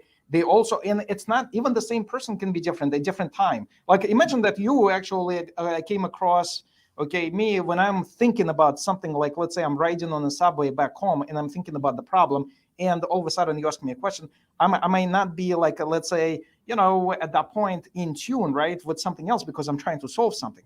But at the same time, whenever like, let's say at 5 p.m., whenever I'm not hungry yet, right, for my dinner supper, okay, but yet I'm kind of like in a light mood. Well, that would be different, Or whenever somebody is waking up, their brain is just starting to kind of like start turning those wheels. My point is, even the same person could actually be different. And so whenever you enter the room, you kind of get the mixture, right, of all these emotions, and you gotta almost like read it, right? It's almost like a poker room, right? You're trying to read how people are almost like playing their hands, except that, of course, they're not playing their hands, but the key is that's the live audience. And the ability to actually respond on the fly, that's one of those, I'd say it's a skill. Actually, there was a comedian. He had recently, I believe, something like a heart problem or something. Sinbad, okay, Sinbad, and a great guy. I mean, and oh my God, I mean, he can respond to the audience like on the fly. Like somebody says something, he's right there. I mean, this is amazing, and that's a skill. And it makes everybody all of a sudden at ease, because they see that, and they see that engagement, and they warm up. Why? Because you see the real person. You see actually a person who cares, because it's not just reading off the script and thinking, well, it doesn't really matter how you guys feel. It's more like, I care how you guys feel, right? The same as me. When I entered the room and I saw those people, I really care about them. So I want to make sure that I can communicate in a way that they can actually perceive this information to be useful, right? And be receptive to it. So I want to make sure that I read all those hands, so to speak, to make sure that the delivery is just right, rather than kind of like reading off the script. Doesn't really matter how you guys going to perceive me because it's all about me. No, it's not about me. It's actually about you because you're the guys who are listening, you know? So the key is, how do you kind of like tailor? How do you, kind of almost like, yeah, like I said, like feel the vibe, you know? So that's I would say is, you got to be genuine, and you got to be able to read the crowd, and you got to be able to react to the crowd, and that is a skill. That is a skill. And speaking of skills, I was wondering, and this may sound like an unusual question, but I've got all kinds of questions that I bring to the table and everything. But I followed, and my grandfather really followed it. I never took it as being all that serious, but a lot of people did take it serious and everything. This concept called wrestling. And I was wondering, there was a famous wrestler that had the same last name. So I was wondering whether he was related or whether he was at all connected to your family and everything, because he was a very not popular, because he was actually considered one of the bad guys figures within that whole World Wrestling Federation and everything. But I was just wondering whether you had ever heard that parallel and whether there was any family connections. No family connections, because that guy actually made up that name, so it was his stage name. The only reason I know his name is because whenever you Google my name, that guy pops up. So now it's almost like Let You Know and him are competing. So you, so in a way, okay, in a way, I actually know that guy because of this competition. So that's just the way it is. But as far as, like, let's say, a relationship, no, we are not that I'm against the relationship, okay, like a family tree relationship with that person. I mean, I'm sure that person is great. I just don't know him, and I don't think we share any common kind of like a family roots, so to speak. At least in the past, let's say 200 years. Yeah, and you're right. It was a made up name. A lot of those wrestling names were and continue to have been made up and everything. But it was definitely something that, and when I was doing my research, I was going like, wait a minute, this guy's got the same last name and everything. And I did figure that there was no relations, but I figured that some other people might have been wondering that same thing. So we've now got that cleared and everything, and let folks know that that is not the case and all of that. So I'm sure some other people were probably doing the whole Google thing and be like, wait a minute, when did the wrestler become a motivational speaker and everything? And what is he motivating about and all of that? So that's why I went ahead and went in that direction and everything. There's a book that I was starting to read, and I love the book, and it's actually similar to the title of your company. So I was actually curious about how you came up with the title for your company, and if you've ever heard a book called The Know-It-All: One Man's Humble Quest to Become the Smartest Person in the World, and whether that was at all played into the title of Let You Know, because like I said, knowledge is important, and like I said, the titles are vastly different, but they do have some similarities. But I was just, like I said, I read that book, and every once in a while I pick it up and think I'm probably about halfway through, even though I started reading it, then stopped, and now I'll probably just wind up picking it up again at some point. I think I'm on letter Q the last time I checked, or maybe I'm on P, but definitely it goes all the way to Z. So I know I'm nowhere near Z, but I think I'm somewhere in between the middle, which would be M to P or Q or something like that. But I was wondering, one of you were familiar with that book, and also how the whole title of Let It Know came about as a company name. Well, I personally actually have never read that book. So you see, I've never come across that book, to be honest with you. I used to read a lot of classic books, like, talking about like Charles Dickens, and a whole bunch of other ones, like, Leo Tolstoy, Victor Hugo. I mean, Alexander Dumas. I mean, a lot of different writers like that wrote those big, novels, right? Which we like Les Miserables, and a whole bunch of other ones, which kind of really fascinating. And then later on, I mean, you see, nowadays I'm mostly reading like technical literature, just because of the nature of Let You Know, right? So you have to kind of like stay ahead of the game in a way that there are a lot of different methods, and I mean, my time is spent a lot of times trying to learn a lot of different mathematical concepts, statistical, just to stay in shape, so to speak, in terms of knowledge, I guess. So that's where that that's where my reading list typically is coming from. Now, as far as Let You Know, you see the interesting part of Let You Know is that the name came about late 2003. We actually reserved, so believe it or not, in 2000, at the end of 2003, we reserved the domain LetYouKnow.com. Yeah. So and one of the ways it kind of came about was more like we just wanted to have a name that's kind of engaging, because a lot of times you don't need a name that's going to be exactly what you're doing. It needs to resonate in a way that you can easily remember and you can understand it. Like, for instance, Amazon, right? I mean, is that related to books? I don't know, but the name, kind of makes sense. And the same as Uber, right? Or Google, although there are stories behind those names as well, and Let You Know is the same way. And there is actually some angle to that name in terms of how you can relate it in terms of these mathematical concepts like of matching, because you are price bidding and we let you know. See, we'll let you know whether it's actually accepted or not. So that was the premise behind it. And this company, like I said, it's been in the making for almost 2 decades. I mean, it takes a lot of hard work to actually put something that's complicated, something that's grand takes years, sometimes decades, to actually build.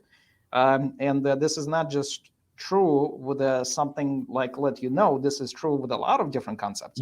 I mean, to get us to get us in space or later on to the moon and many other things, right? I mean, we as a human race, we innovated a lot of things that took years. I mean, the same as uh, Edison, came up with those bulbs. Well, actually, it was somebody else came up with something else before. Then he actually created the right mixture of those filaments, I believe, to make the light sustainable over the longer term, right? Like, let's say, for, I think you watched the first one for over an hour or something like that. I don't remember exactly the story. Then you got all these currencies, right? I mean, I'm talking about like current, like AC, DC, right? So he was a proponent of DC. Then you got Westinghouse, I believe, who did the with the Tesla actually, who did the AC. And so my point is, all of that was not just a 1 minute type of creation, right? I mean, it took years, took decades, right, to create Ford, right? Ford came up with the whole factory, right? How to make these these cars are more like in terms of mass production, right? I mean, that was a brilliant idea. Then you got McDonald's. I mean, one of the key things about McDonald's that I really like is that those brothers, they actually came up with a system, how people were even moving, in the restaurant to make it more efficient. It's a really, like, you watch that, it's an innovation in itself, right? And then, of course, Ray Kroc took the whole company, to the global scale. But the point is, the innovative part itself never takes, or almost never. I mean, you cannot say never, but almost never takes like just like a short period of time. I mean, it takes a lot of time to put together, to perfect it, to make it more viable, I guess, as a product. And the same is here. So Let You Know just took almost 2 decades, well, at least a decade, to kind of like put together the mathematical framework, and then test it. And then after that, you have to say, okay, well, what's the next step? How do we actually execute and create the entire infrastructure that will make this, all of a sudden, this mathematical, concept a reality? And that's what we've done. So now Let You Know is alive. And well, I mean, we are solving some other challenges, along the way, such as the supply side. In 9 months, boom! I mean, pretty much we should have the entire car industry covered, and then move on to the next industry. Yeah, So sounds like the car industry is covered, and definitely sounds like y'all are moving in a very positive direction. How do you balance the work-life balance? Because I know a lot of times that's been a very much of a conversation with people during this COVID era, but I think it was a conversation even before COVID came into the picture and everything. But how do you balance the work-life balance? Because I'm imagining you mentioned that you'd want to go see Dave Chappelle, so I'm imagining that you still have to have a balance of how whatever your family responsibilities are in addition to whatever friendship circles you may have as well. So I was just wondering how you choose to balance that work-life balance, because I know a lot of times entrepreneurs can get so ingrained into their work that they leave out other aspects of their life, maybe not seeing their friends as much, maybe not doing as much exercise. Yeah, I'm talking about myself sometimes, but definitely I was wondering how you do that whole work-life balance. Actually, you're not alone as far as the exercising is concerned. I mean, I typically keep myself in shape, but I can tell you that much. Unfortunately, let you know, I mean, took a big. I would say it was it took a toll on me in many different ways. I mean, it's just it is what it is, because you only have 24 hours, and balancing all these different life engagements and let you know, I just challenge it. I mean, it's almost like. You have to choose one or the other, because unfortunately, at least in I'd say within a short term, that's just the way it is.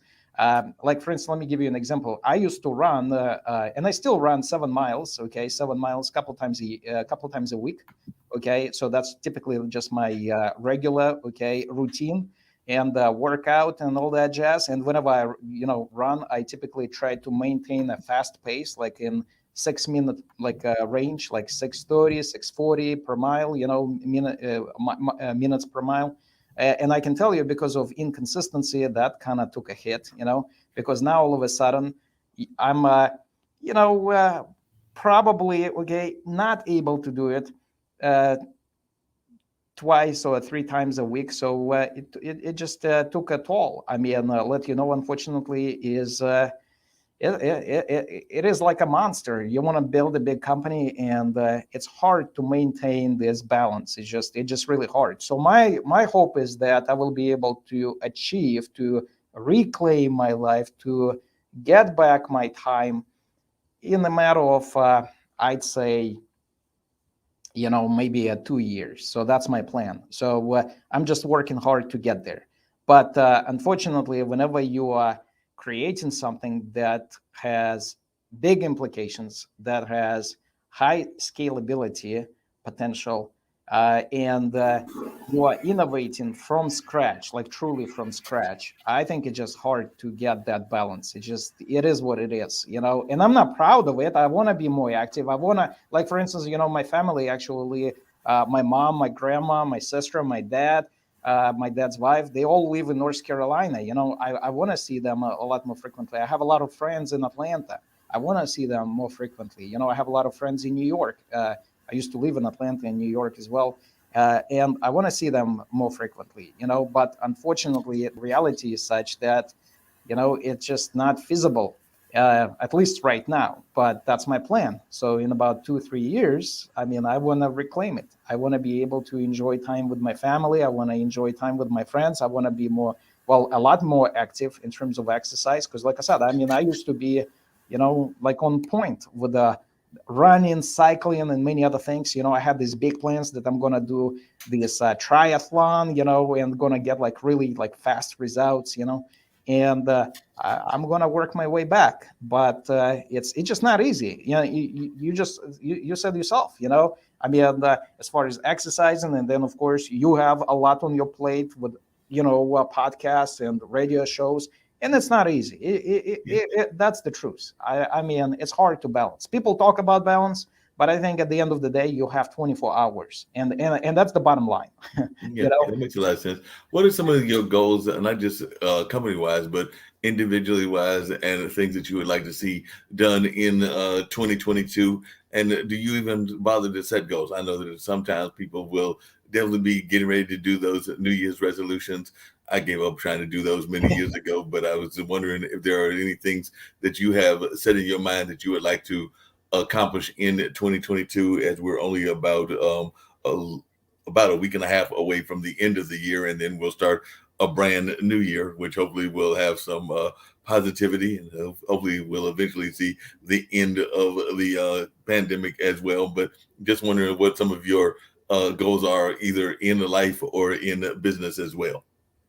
Well, to be honest with you, I never like you. I gave up on resolutions, a long time ago. So that just because you're all excited on the December 31st, and then January 5th, it's already down the drain, so all those resolutions, I just unfortunately that's what happens.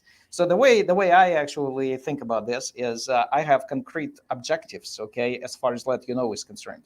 So we definitely want to be done with that ghost infrastructure that we can employ at the snap of our fingers, in any industry, pretty much that we think is viable, let's say, for our product, but we want to have it all ready to go.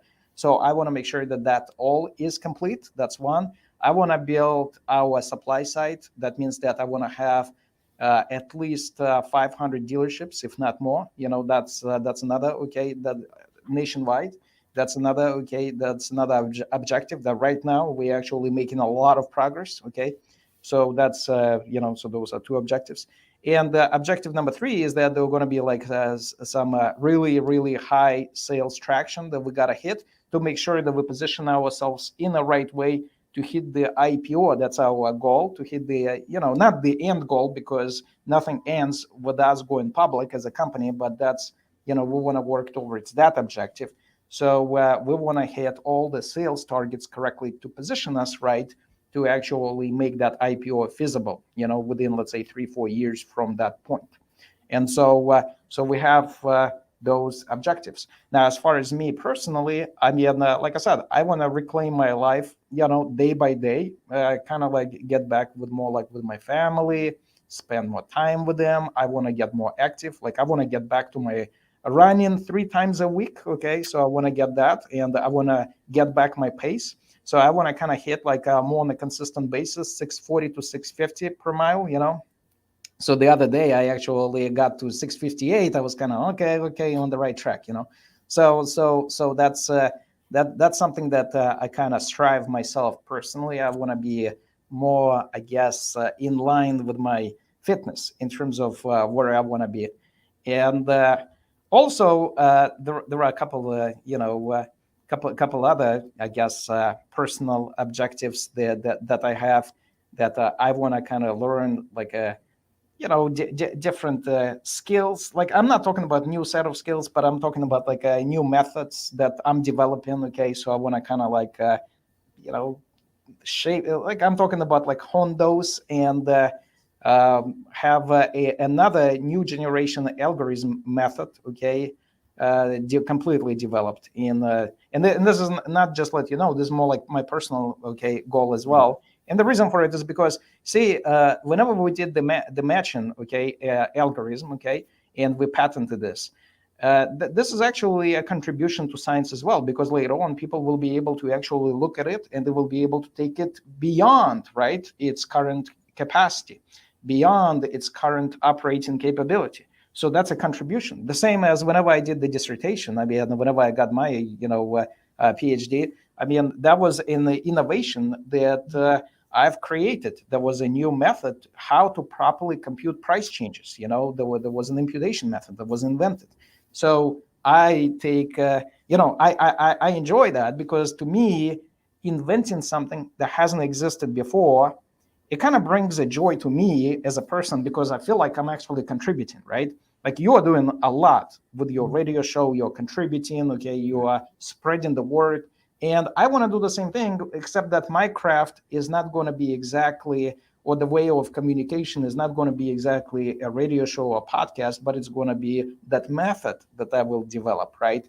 And so there is a new method that I'm working on, and I want to finish that. And that's why I kind of want to tie it more with a personal objective, because that brings joy to me as well, that I actually invented something, that I actually able to contribute, right, to the entire human race, So that's another one of those objectives that I have. I don't want to say resolutions for 2022, because quite honestly, I already knew that I would actually do it regardless whether it would be a call to 2022, but that's what it is. No, it sounds great. It sounds like some great ambitions and some great things. You had actually earlier mentioned about innovation and innovation. I've heard a lot of people talking about that. And I actually might even argue that maybe that's what we've gone to, because we went from the the agricultural age to the industrial age, to the industrial age to the technological age. And maybe now we're going from the technological age to the innovative technological age, or maybe we'll just call it the innovation age and everything. But part of that, I guess one of the concerns that people have had is that it's taken the to some degree the human out of the equation, because so much stuff is becoming virtual and becoming computerized and becoming things along that line. I've even heard some people complain about certain jobs that they feel will be lost because the computer can do it better. I think somebody told me they went to a restaurant and there was even some people preparing the food in the back. Well, some computers preparing it in the back. I don't think that they were serving the food. I don't know how I would feel about a computer being my waiter, but that's a whole other question and everything. But what is your thoughts about the rapidness of innovation and how it's coming about? And do you have any concerns about that all as one in the innovative space?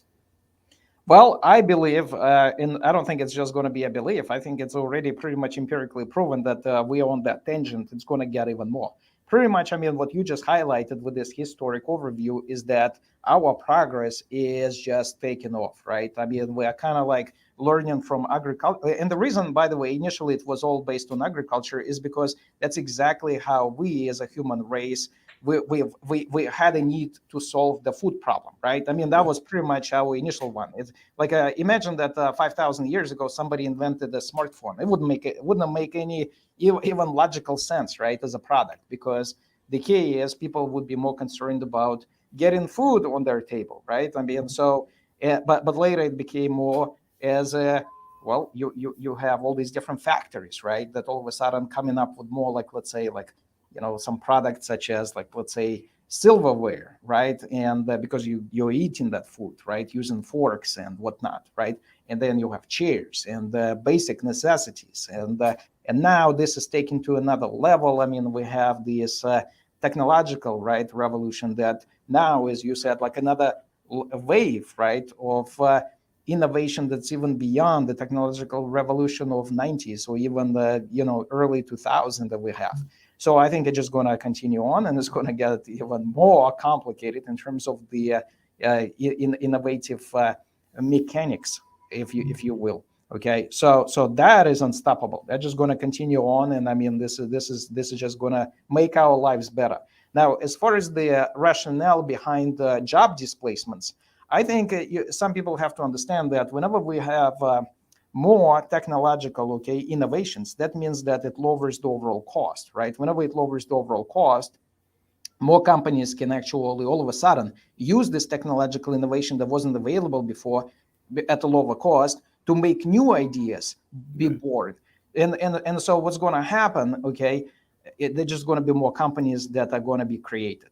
And the more companies that are going to be created, you're going to have, of course, more even sole entrepreneurs. Like you mentioned, there are a couple, some people are sole entrepreneurs, and they're going to all of a sudden, and the reason for them it's going to be feasible is because they're not really maybe innovating like this massive, super highly scalable company, right, but they already found their niche and they are using something that somebody else invented, and they take it further, right? They take it a step further on a local scale, right?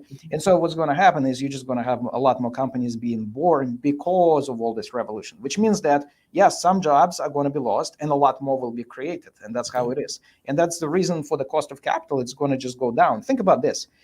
If a computer is going to completely displace, if you will, human beings, what's going to happen is if everybody, that means the cost of capital will be pretty much next to zero, right? Because if you completely displace, that means that capital can do everything at pretty much no cost, right? Well, that means all of us will become entrepreneurs because we all can actually now own that capital, right? So, and you can see that with some of the innovations. Think about this. Turo is one of them, right? You take your car and you can now buy many cars and you can rent them to a lot more people. You can actually make money without doing anything. You can actually rent cars, right? Buy a whole bunch of cars and just rent them out. See, that's actually an example of the innovation, how it can benefit you. Uber kind of did the same thing. You don't have to become a taxi driver, and yet here you are, right? If you want to. I'm just saying you can actually drive people around, right? I mean, so the key is innovation also brings jobs, brings opportunities, brings new companies and new ideas that are now possible because of that.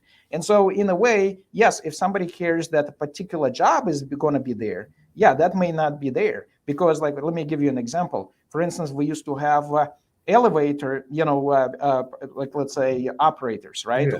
Taking us up and down. Yeah. You have typists, who were using typewriters and whatnot. Well, all of that is gone. There were some people who were riding, like, let's say, horse carriages. Yeah, right, Mhm. right. They were like, let's say, drivers or whatever you want to call them. Okay, riders, I guess. They were, well, those were jobs, and yeah, they are all displaced. Does it mean that we are, as a result, worse off? No, we just have to repurpose, right? We have to repurpose our skills to be in line with what's actually relevant today.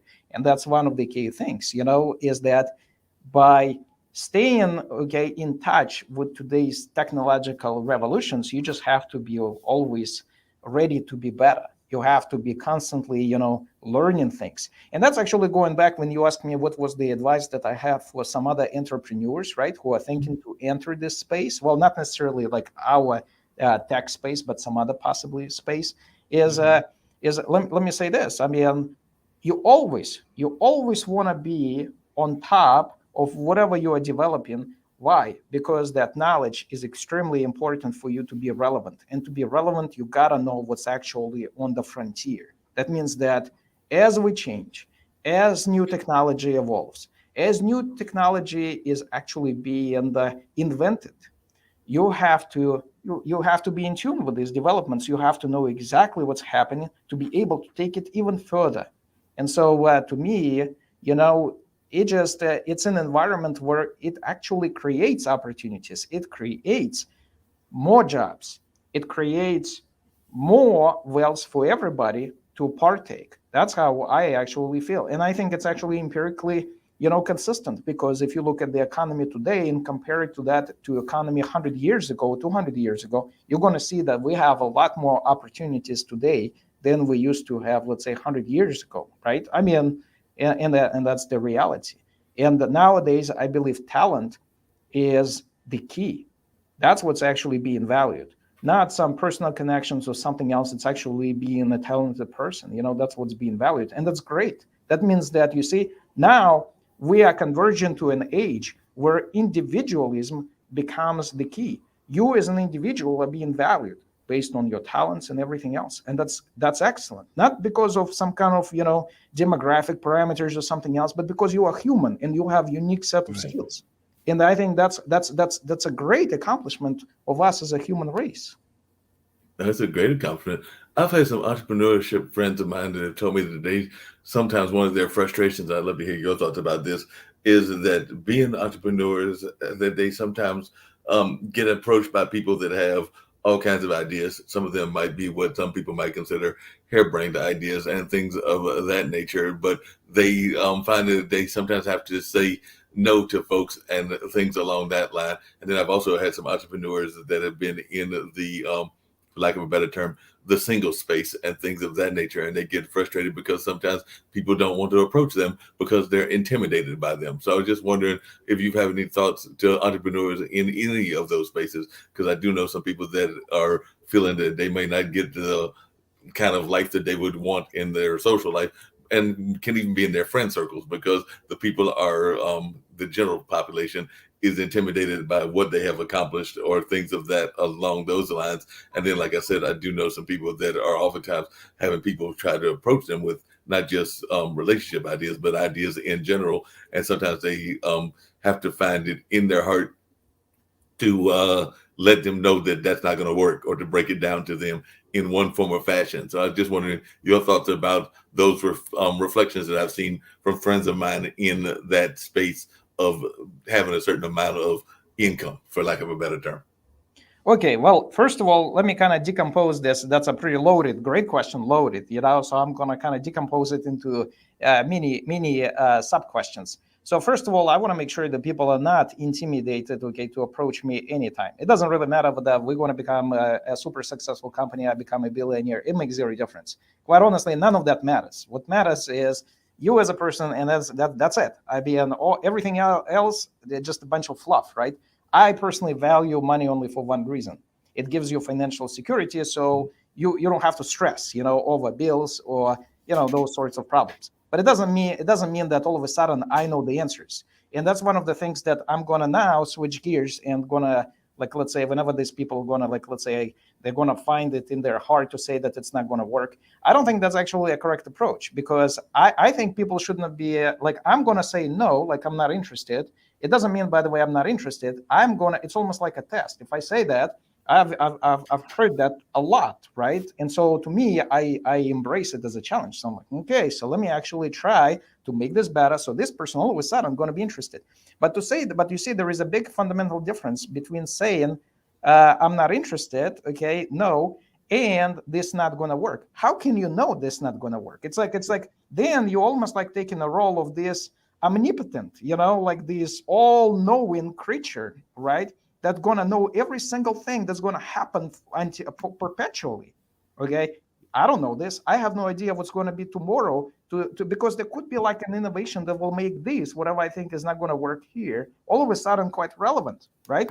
So the point is actually to say that this will not work, I think is a mistake because you never know. And you cannot make an assumption that you know because you don't know. And what you don't know because you don't know. And so the key is it's more like should be an opportunity to communicate, kind of like by saying not interested to make you more, okay, well, encouraged in a way, okay, with this kind of criticism to make your product better. So to show that this actually is a viable concept. I think that's a better approach. And that's the approach that I personally would want to take. And that would be absolutely would have no reservations of saying not interested. And I've done it many, many times. And yet there are some people who can prove that, oh, look at this. This is actually getting better and better and better. And this is all of a sudden, this is a viable idea. And at that point, you embrace it. You say, that is impressive. And you also see perseverance because whenever somebody is actually working hard and they are not like taking offense at that not interested, but they are more like taking it in a constructive manner. They say, you know what? Let me work on this. Let me show you that this is awesome. And they do it. I mean, that in itself is extremely valuable. You see? So that's my take. No, that makes a lot of sense. I actually like that take and everything. That makes a whole lot of sense.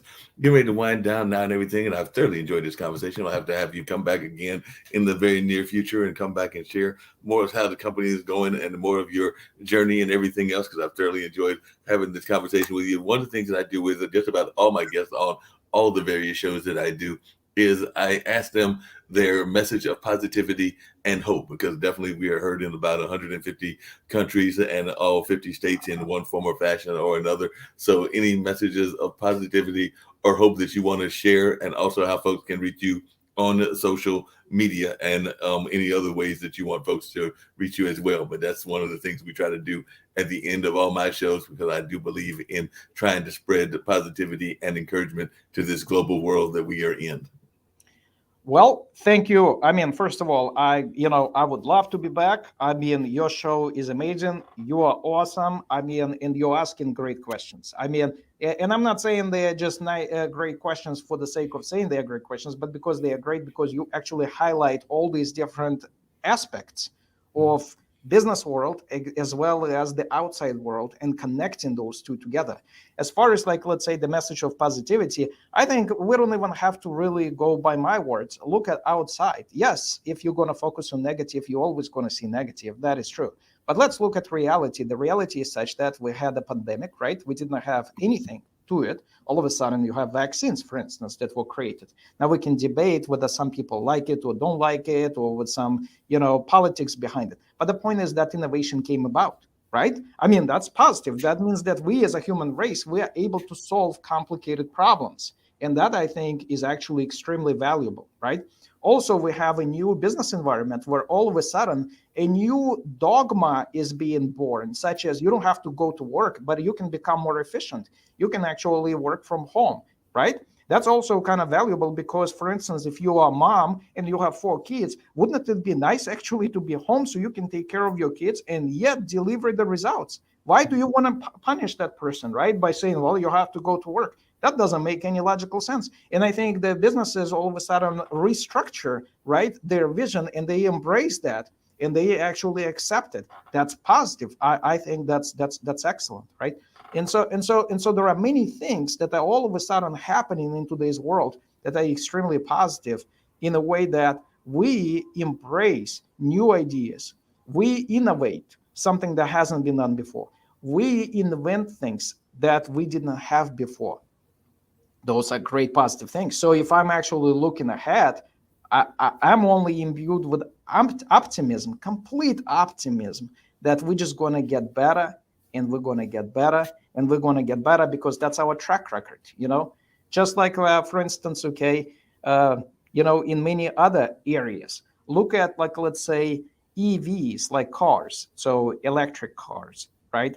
I mean, they're getting better. All these manufacturing companies are now coming together. They actually put a lot of smart people, whether it's going to be Tesla or General Motors or Hyundai, Ford, a whole bunch of other, car makers, and they are putting their best brain power to develop products that were not even, viable 5 6 years ago, right? And even in batteries, like ranges, okay, the time it takes to charge the car, all that is getting better. Less time to charge, longer ranges. Excellent. I mean, like, I look at the results. I can tell you it's getting better. I look at, like, let's say, look at your smartphone and compare it to what you had, let's say, 2 years ago. Is it getting better? I think so. Yeah. And I mean, just so I believe it depends, like, what you want to focus. Like someone, for instance, I remember somebody came to Seattle, okay, and they said, "Oh, you guys have homeless over here, I mean, I'm not debating that we have some problems, but if you're going to focus on less than 0.1% of overall what's available, well, that's also not objective, because we have to look at everything that actually is happening, right, around the country. Not only we have problems, but we have great things going for us. Lots of innovations, lots of breakthroughs. Our even economy right now is larger than it's used to be in 2000, let's say 15, as an example, in real terms, like inflation adjusted, and if you compare it to 1985, we are way larger now. So why is that? Well, that's because we are better, not better. It's not necessarily that people are better than people were in 1985, but we use their knowledge, and we use that, kind of like ammunition, to develop something new, something that makes us way more advanced, right? And the same as athletes, the same as, like, for instance, you look at boxing, you have this elevation of skill, of this technique. These people are getting better and better and better. Why? Well, because we build on previous levels, right? So we had Muhammad Ali, excellent skills. After that, we had Lennox Tyson, then Lennox Lewis, that's already a new age of technique, extremely polished boxer, strategist. Then you have Klitschko's, Vitaly Vladimir Klitschko. Now you have Tyson Fury. My point is, these guys are getting better in terms of skill because of all the previous athletes, the same as us. Our economy is getting better because we're building on it. We're not destroying it, we are building on it. And so if I look at the empirical evidence, I see the numbers, economic numbers are up, great. I see innovations up, great. So overall, I see just real positivity, not because I want to say so, but because it's actually present in today's world. Innovations are there. Can you deny that vaccines have been developed? No, we can debate it, but it's been developed. Yeah. And that's a testament to human, again, ingenuity, and to us solving complicated problems. Yep, appreciate it. And how can folks reach you? And that'll be what we'll do, and then we'll bring up some jazz music to wrap everything up and everything. But like I said, I've thoroughly enjoyed the conversation. So tell folks how they can reach you in terms of the website and any Instagram or anything else that you may have in terms of Facebook or anything else. Absolutely. Follow me on Facebook. I'll be in Boris, and then I have middle initial A, and then Zhukov, Zhukov, V as Victor. Okay. Same as Instagram. Okay. TikTok, same deal. Okay. You can follow Let You Know. Let You Know is very easy, right? Let You Know. I'll be on TikTok, Facebook, YouTube, all of those channels. You can always email me, boris@letyouKnow.com. So here I go. LinkedIn, connect with me, LinkedIn, Boris Zhukov. I mean, look up Let You Know. You're going to see me immediately with Let You Know. Connect with me over there. Excellent. Would love to, get to know more people, to actually bounce more ideas. I love ideas. I love to actually listen to other people in terms of what they have, absolutely. I mean, all of that. I mean, I'm pretty much present across all of those social media. Twitter, the same deal. Okay, Boris A. Zhukov. Okay, Zhukov. Okay, so all the social medias are covered. I mean, let you know, or me personally. So absolutely, everybody are welcome. Well, it sounds great. And like I said, I definitely look forward to inviting you back on in the near future. And right now, we're going to hear a little bit of jazz music and get us on out of here. And then that'll wrap it up. But it's been a very engaging and wonderful conversation. So, Boris, I'm glad you agreed. And I'll definitely be trying to get you back on sometime in 2022. Absolutely. It would be a pleasure. It was a pleasure. You're awesome, Mark. I mean, and the show, I mean, is phenomenal. And so thank you so much. And keep doing what you're doing. I mean, bring those ideas and get the message out there. And I think the key about positivity, okay, to actually almost like have a not only just a reality check that everything is great, but actually a confirmation that look, I mean, things are happening. We as a human race, we are doing it. I think that's great. And you're being a part of this calculus. That's excellent. Thank you. I appreciate that. And like I said, here's the jazz music to get us on out of here.